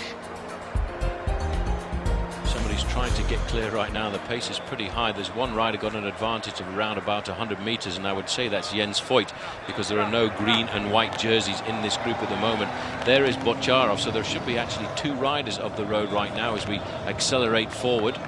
We get a chance to see who has made the junction. It's the rider from Française des Jeux who's managed to get across there. So this is pretty interesting and pretty important right now. Brad McGee has actually seen the move. These 2 riders know each other very well. Jens Voigt spends an awful lot of time in Australia. He'd be very happy to have alongside him Brad McGee. Now this is probably the most important move right now, and I'm surprised, Phil, to see that the Russian rider Bocharov from AG2R didn't see this coming. There's been a crash here, a mass pile up in the peloton. Now what on earth has happened here? We suddenly switch back to a lot of Once riders are standing around there. Bikes lying in the road. It looks as though they're all rising, but what on earth has happened there? A rider on the far right by the barriers doesn't look as though he is going down. Ulrich is there as well, I think. That's Ulrich in the midst of the pile-up. Now we've just switched this from the helicopter, and we've no information at the moment coming to us at all from Tour Radio. But that is out on the course at around about 25 kilometres from the finish, slightly less than that. Few riders still down on the ground there. We got a chance there to see Jan Ulrich has gone down.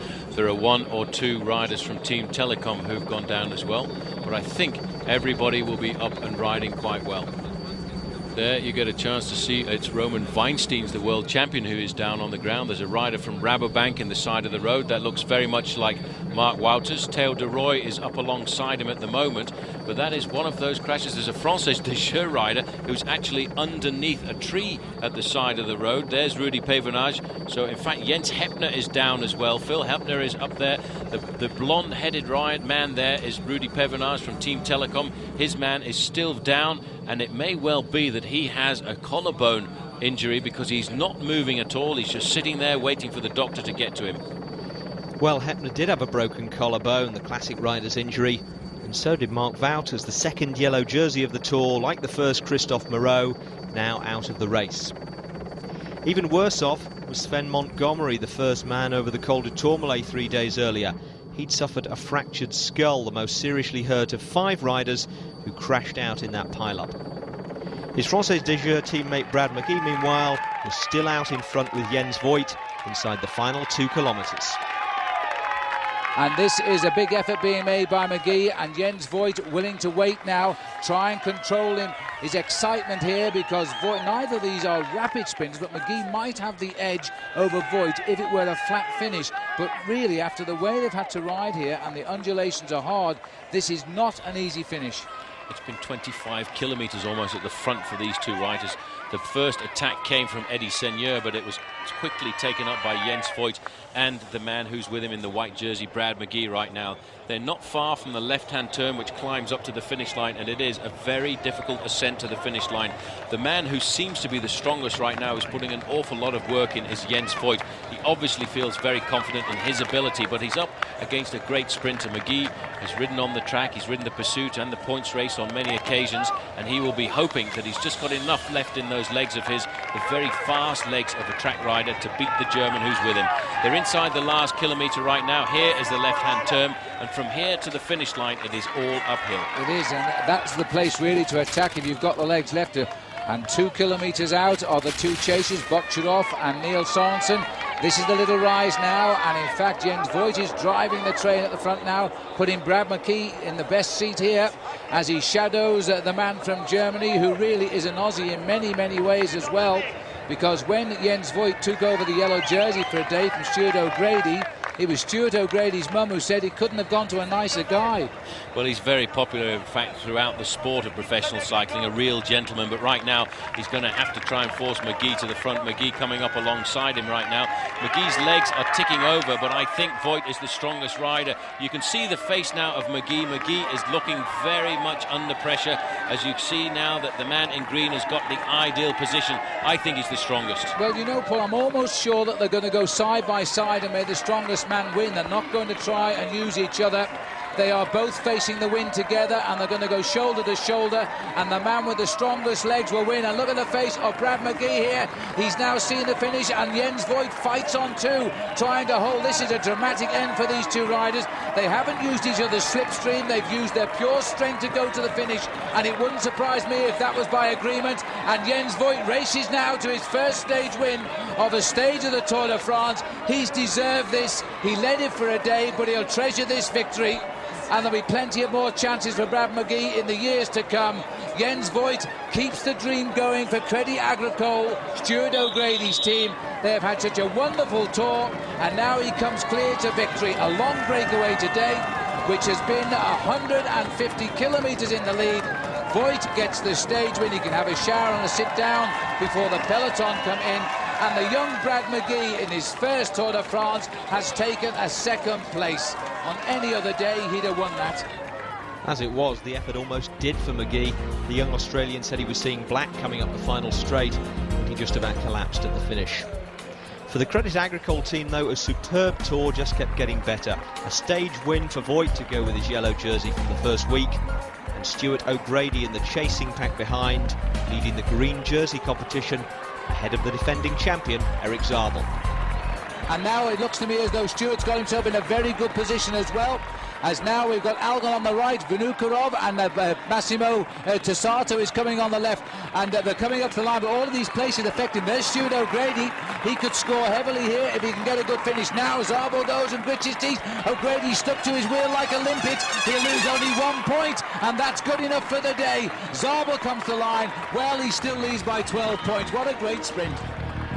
Well, that action took place the best part of half an hour after Voigt's heroics, which meant another day of absolutely no change at the top. Armstrong was rolling along happily, knowing he had the time trial to come, and any reordering of the places behind him would probably also wait until then. Much more interesting was the fight shaping up between defending points champion Erik Zabel and the man currently keeping him out of first place.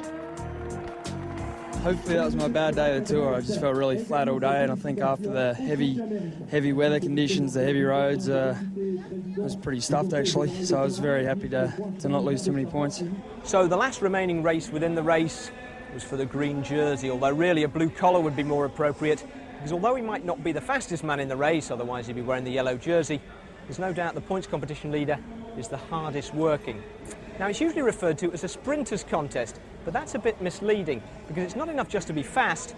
You have to be fast every day, day in, day out. And since a lot of sprinters don't survive the mountains, there's a definite Darwinian aspect to the points competition. The way it works, for those of you not completely familiar with it, is this. There are points awarded for the first 25 places every day on a sliding scale, depending on the profile of the stage. But there are also points to be won at designated sprints along the route. 6 points for the first man under the banner, 4 points for second, and 2 points for third.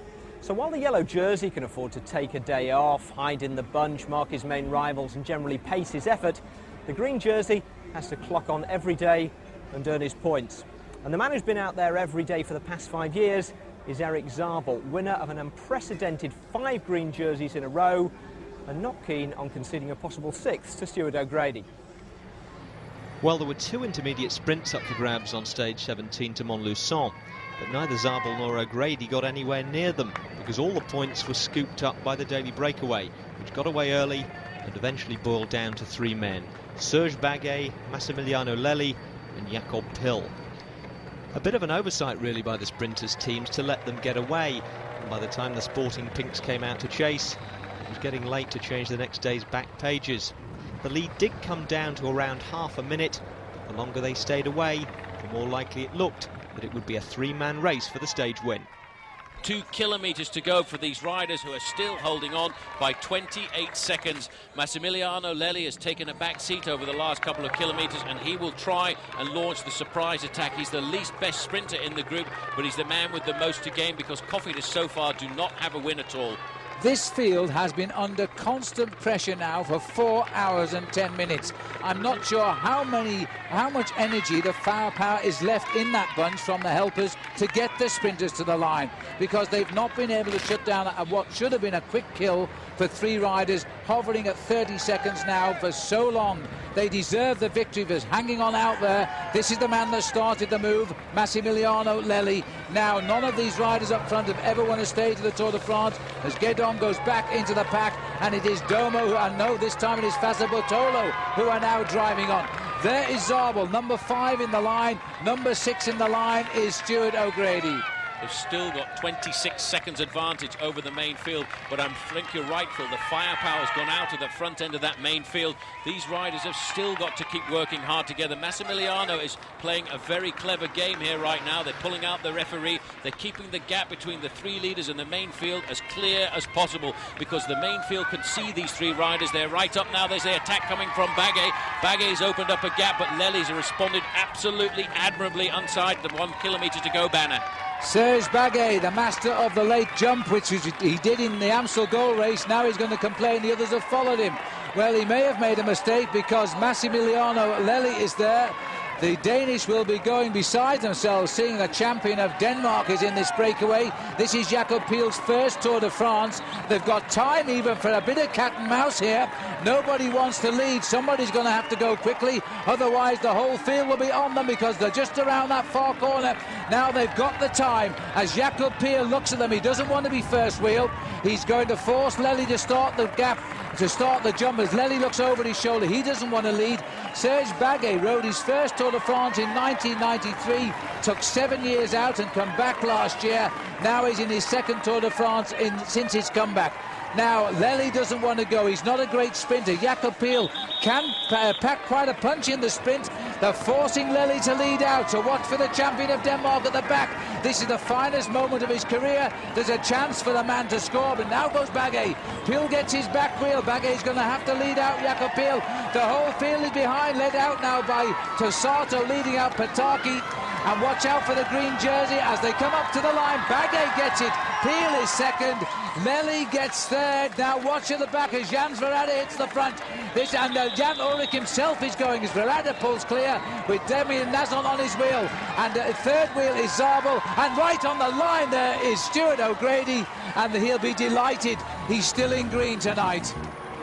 And as long as daily opportunists like Baguet kept taking the big points, he'd stay in green. For the 2nd day running, O'Grady had conceded only a point to Zabel, and with just 2 road stages left, that rate of attrition would suit him fine.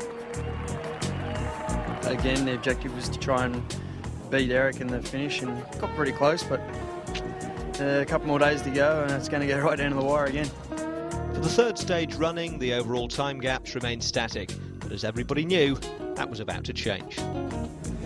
If Lance Armstrong could win the final time trial, he'd be the first Tour winner with 4 stage victories since Lance Armstrong in 1999.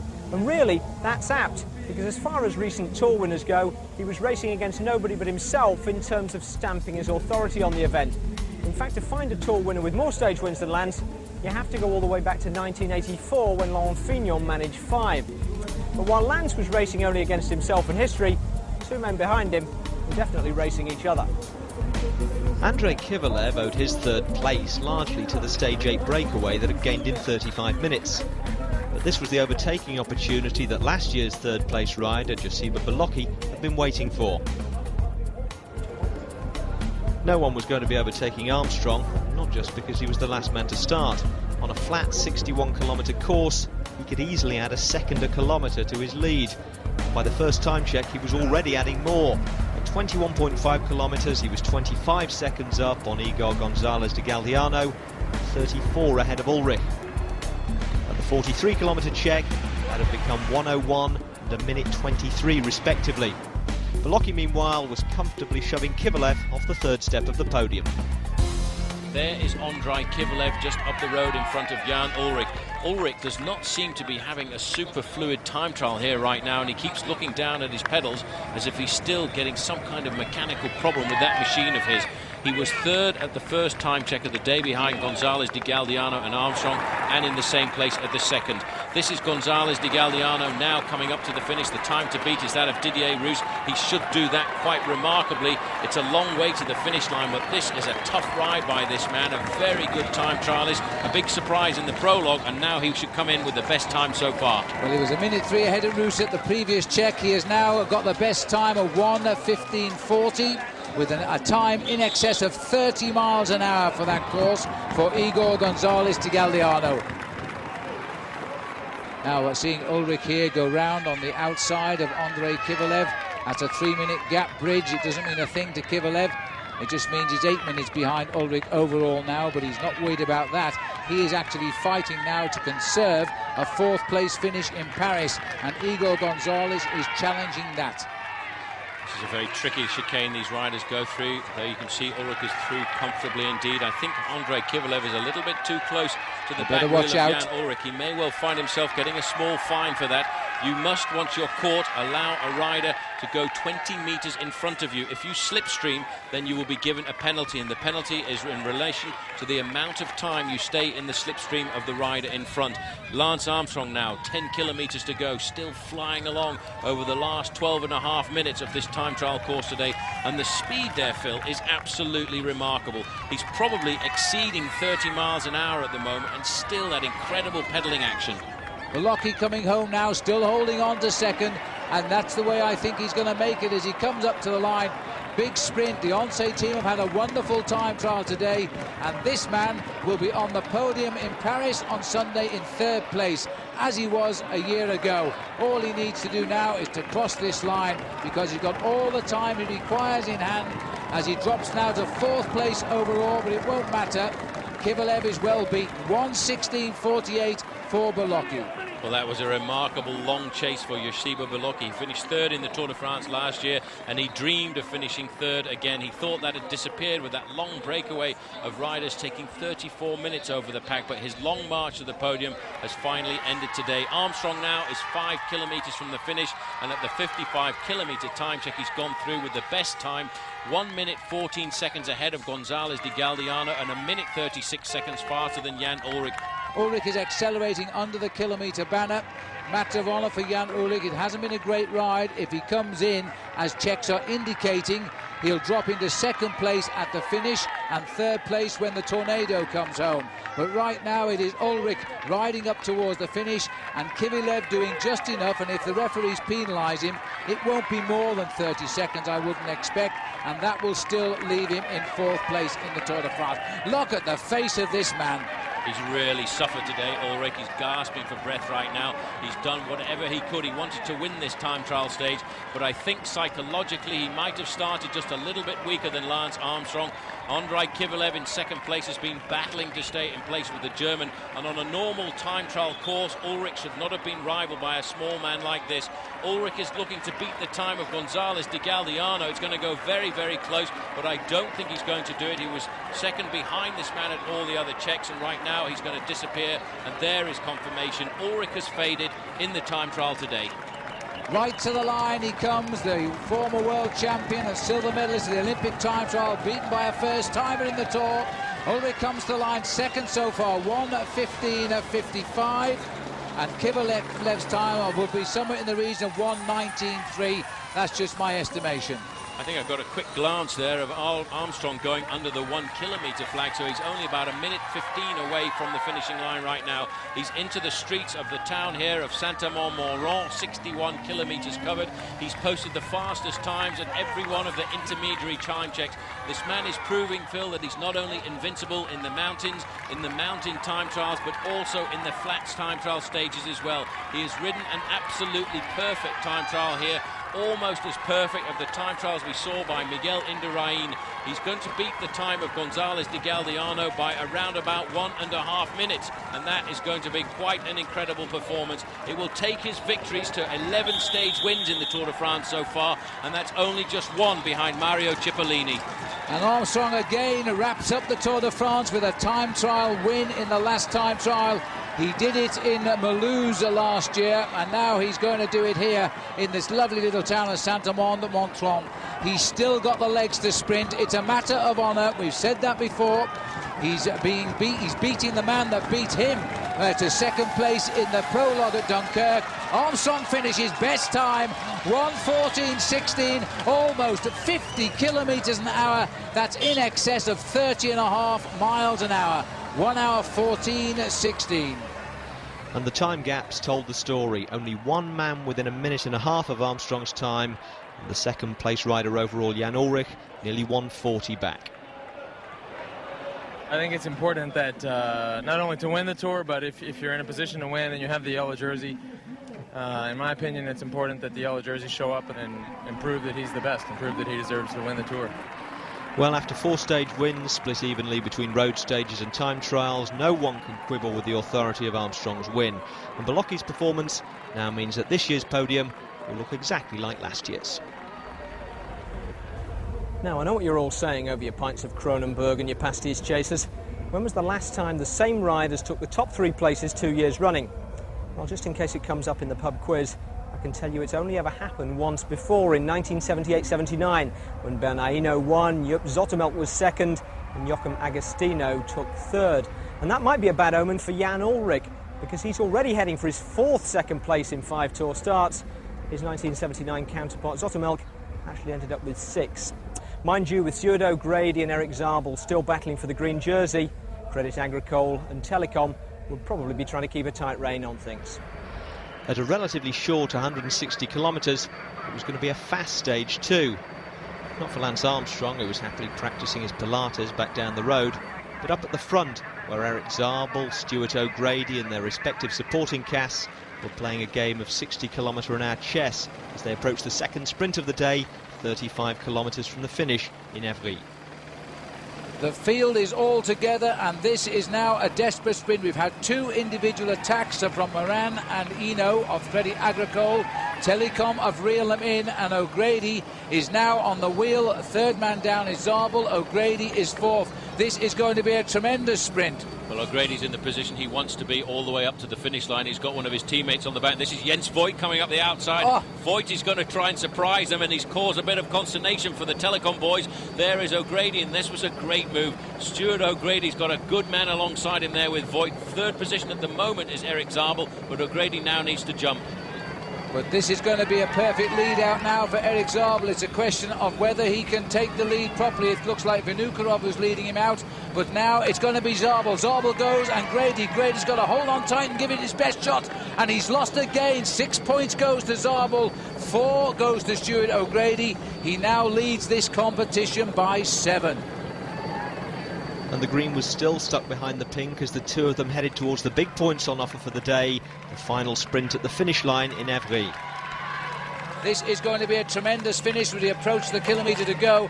O'Grady is a master holding his position there. He's now in 6th place as he drops behind the Lamprey rider, but pushes him out the way as he hangs on to Zabel's back wheel. He has to stay there. He knows what he's going to do. And I was talking to Sean Kelly, and Sean Kelly said he will not move away from Zabel at all. The only thing that will stop him will be a crash. And Kelly knows all about taking risks. To be a sprinter, you have to take risks. You have to be a man. You've got to fight. You daren't touch the brakes right now, because if you do, you disappear from the first 20 places. 1,000 metres to go. There is the red kite, and there's a bit of confusion now because Bonjour are organising themselves on the left-hand side. Stewie O'Grady is moving back, but he's going to stay right there. His hands off the bars.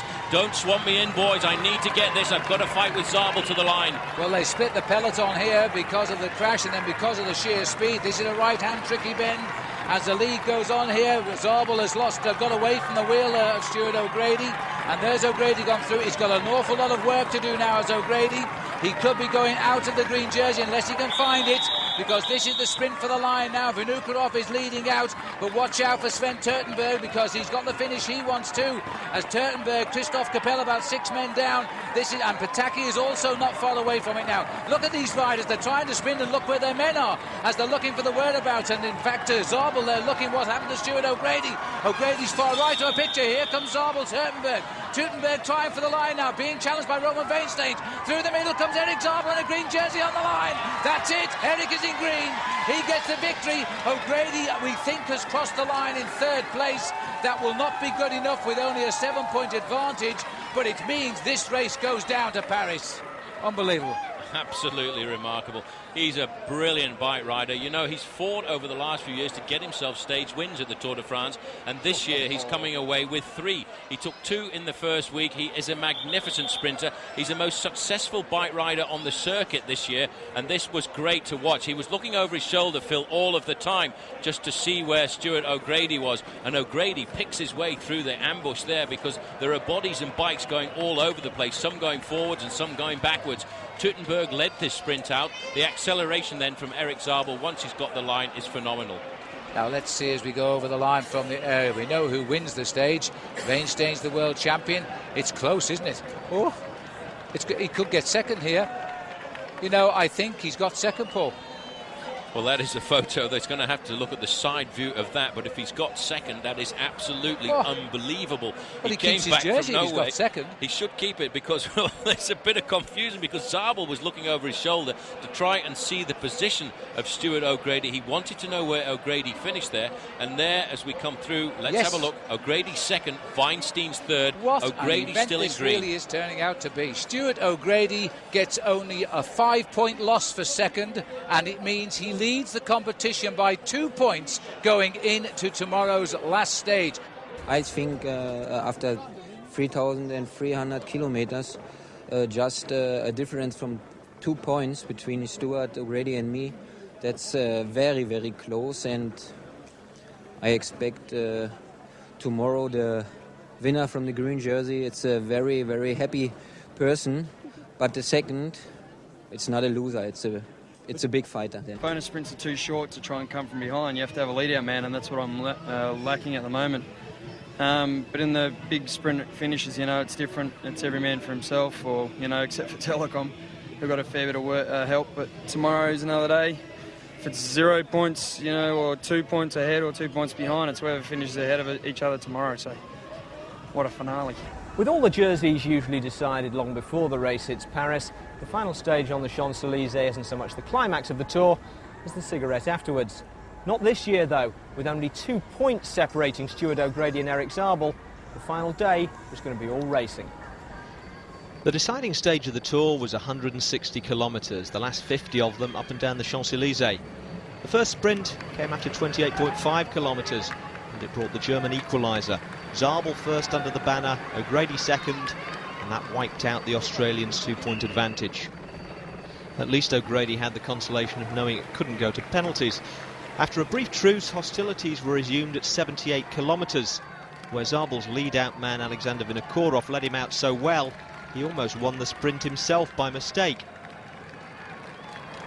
In the end, though, Zabel got it and took the full 6 points, with O'Grady third, which meant mathematical calculations aside, he essentially had to win the final sprint on the Champs-Élysées to win the green jersey.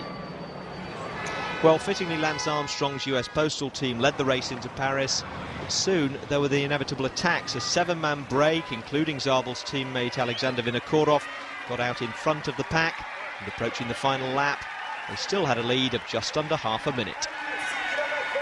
The bell this time. There's no tomorrow in the Tour de France 2001. This is it now. Lance Armstrong is 7 kilometres barely away from his third Tour de France win, while these riders here are hoping they found the legs to trick the sprinters today. They still have a reasonable gap, 26 seconds, and the saying as we speak, 20 seconds. It's going to be desperately close.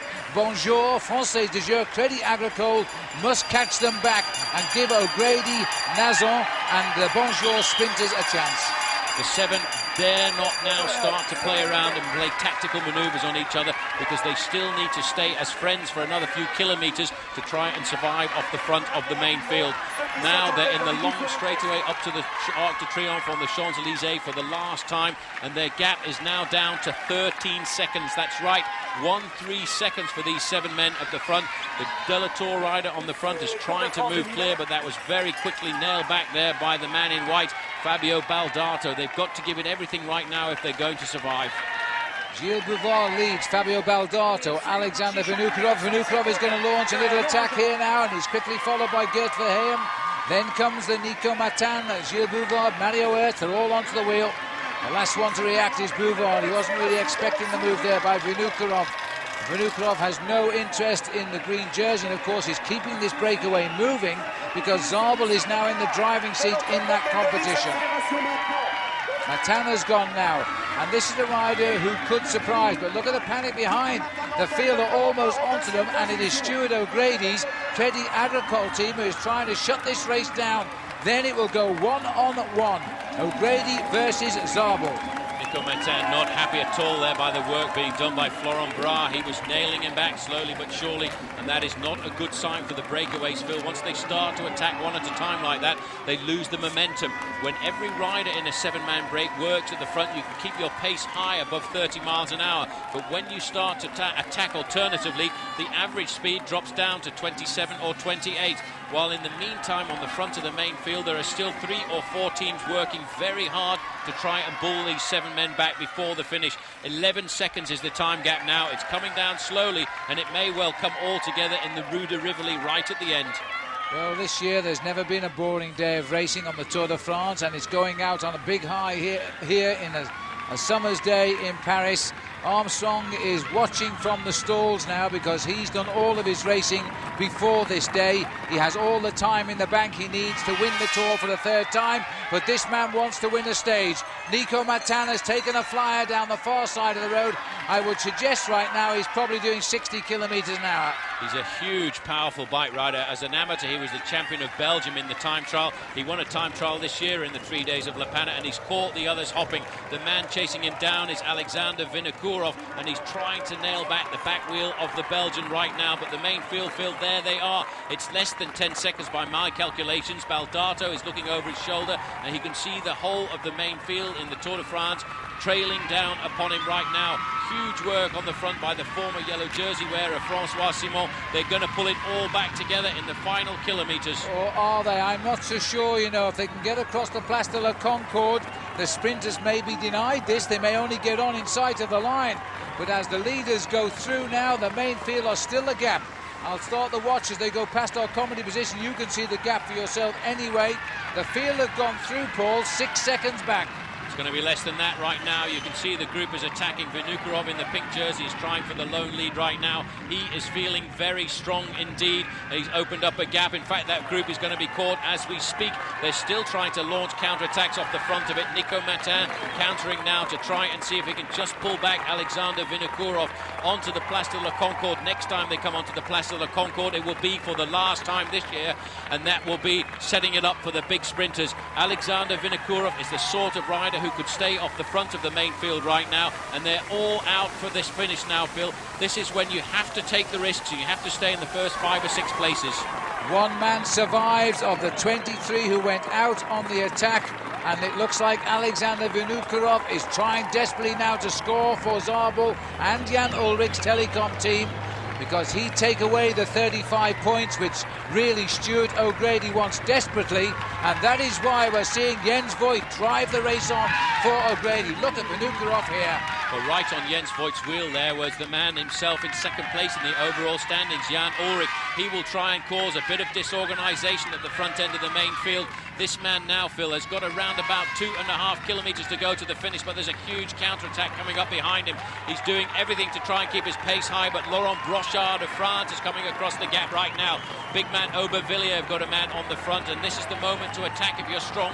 Brochard is looking for revenge. He wants to prove that he's a great former world champion, and he will very shortly come onto the tail of Vinokourov, but I think it will be a bunch sprint, Phil. Into the tunnel they go. Who is going to come out at the head of the group? Vinokourov, Brochard, or the whole peloton? It's going to be Alexander. Laurent is chasing him. The big map boys are trying to pull Christophe Capel in for the sprint. They are running out of time so quickly now down the Route de Rivoli. The last time the Tour de France coming to an end, and in the yellow jersey Lance Armstrong can watch it all, content in the fact he will be the winner whatever happens. Well, the one important thing now, if I was a tactician, I could speak to Stuart O'Grady. I would say, Stuart, don't base your sprint on Zabel's. You have to sprint for the win here, because if you can win this race, you will take out the green jerseys. Brochard is inside the kilometre mark now, Phil. 1,000 metres to go, and it's the whole of the main field together. Brochard's last attack now has been caught on the front of the main field. It looks like Eric Decker, but he knows now he's not going to get clear. Francis de Jure are taking up the pace, making Stuart O'Grady is in about 8th place at the moment. You can see it from the helicopter just at the bottom of our screen. I don't need to tell you which wheel he's following, because the man in the pink is Erik Zabel. He should own the green by 4 points, but they're going to take each other on one-on-one. And in fact, O'Grady must get over the top of Erik Zabel right now. He knows it too, as Francis de Jure bring them into the home straight now. Jan Zerada, the big danger there, in 3rd place. 5th wheel is Zabel. Now comes the rush for the line. It looks as though, in fact, Bettini having a little dig as well. But now Jan Zerada is going to try and clean up for the Czech Republic and Lampre. This it could be the win, at least for an Italian team. Zabel gritting his teeth as he comes up to, and O'Grady is out of it, and Jan Zerada gets it. Erik Zabel looks over his shoulder, as he's done for the last 3 days, but this time he has won the green jersey. The yellow jersey is owned by only one man, as it has been for the last 8 days, and the winner of the Tour de France is indeed Lance Armstrong. He didn't even give us away, but he's over the line safe. Well, all he had to do was cross the line safely in that main field, but what a battle that was for Stuart O'Grady. I feel a bit sorry for O'Grady right now, Phil, because he was absolutely perfect throughout this Tour de France. The big man, Jans Verrada, gets the win there. He even has time to look over at all of his rivals, knowing that he got the jump first in the sprint to the line right now, and there he even has time to salute. And what a remarkable win for him, making it his 3rd stage victory. The last time he won was in Cork. That was back in 1998. And that, in case you didn't know, is in Ireland, where the Tour de France started in that year from Dublin. So Jan Zerada is back. They took a risk putting him in the team. They weren't sure he had the form. Well, they know now. He's not an Italian. He comes from the Czech Republic, but they'll probably count it. He rides for an Italian team. He certainly found a clean pair of wheels there as he ran away to the finishing line. Erik Zabel also riding once more superbly, clearly the better sprinter than Stuart O'Grady, but that is going to be remembered by many with fond memories as a great competition this year. And O'Grady marginally getting 3rd, I think. And there you are, O'Grady and Zabel. They have fought head-to-head day after day, and they're still the best of mates. And between them, they produced the best final stage of a Tour since Greg LeMond's dramatic win back in 1989. There's the official confirmation, the prestige of a Champs-Élysées stage win going to Jans Verrada, Zabel and O'Grady 2nd and 3rd in the same time. So an astonishing 6th consecutive green jersey for Zabel, whose son seems to have grown up on the podium in front of an international television audience. All Stuart O'Grady could do was head home, scratch his head and think about what he could possibly do differently. Win next year. I mean, I'm already thinking about next year. You know, it's it's been a fantastic competition. It's been a very clean competition. It's been fought, right through the mountains. I've searched for points on mountain days when normally they're not there, and I've just done everything I can. And it's been a battle right to the finish. I've got a lot of respect for Erik, and I think vice versa. And someone had to win. Best green jersey from all the 6 because it was a big competition between Stuart O'Grady and me, and to take it on the last day in the last sprint, that's incredible. Yeah, I mean, realistically to win the green jersey, I would have had to have won the last 2 stages, which is something I'm yet to do. win big sprints, and shows I'm progressing, but Zabel's just too strong. The last man to win the green jersey before Zabel, Laurent Jalabert, was a comfortable winner in the King of the Mountains competition, ahead of Jan Ullrich, who must be sick of the sight of second place. For the second year, the young rider's white jersey went to a Spaniard. This time, it was the Kelme rider, Oscar Sevilla. And talking of Kelme, they successfully defended their title as top tour team. The podium placings were a carbon copy of last year too, with the top spot in triplicate. 3 wins in a row now for Lance Armstrong, who's fast securing his place among the Tour greats. And the margin of victory shows how much work the world's best riders have got to do if they want to challenge him. According to the man himself, it's all down to American enterprise. That's what everybody's taught when they're growing up. You're supposed to work hard for what you want and work hard for the big things in life. So another Tour de France has come to an end with a very familiar top 3, the same as last year. We've slipped away from the noise and bustle of the Champs-Élysées to the Jardin des Élysées, because really it's a little bit more peaceful and quiet here. Paul, what a marvellous performance, not just by Lance Armstrong, as everybody's going to tell us about him, but about some of the other riders in the race too. Well, I think actually this year Jan Ullrich was absolutely fantastic.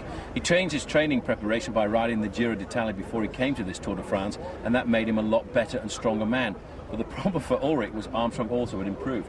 Yeah, and how he's improved. I think that he's ridden his best Tour de France, and that includes the one he won back in 1997. But for me, Paul, one of the highlights of this tour will be the image of Ullrich crashing into the ravine and the great champion Armstrong waiting. He wouldn't beat a man who was down.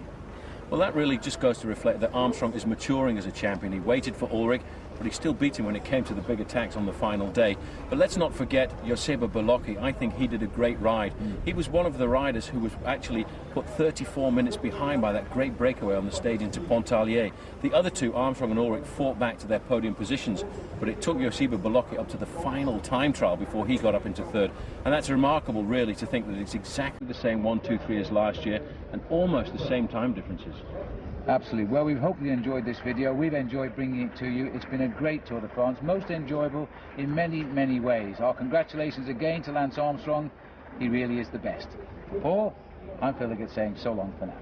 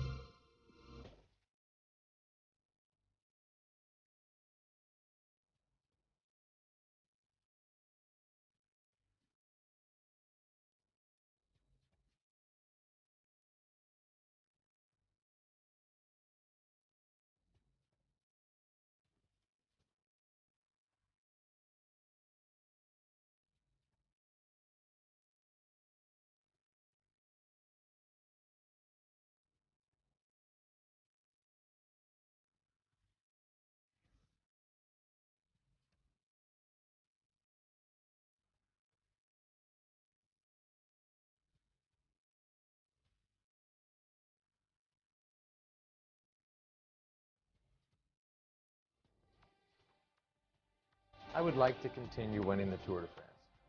That's not too much to ask.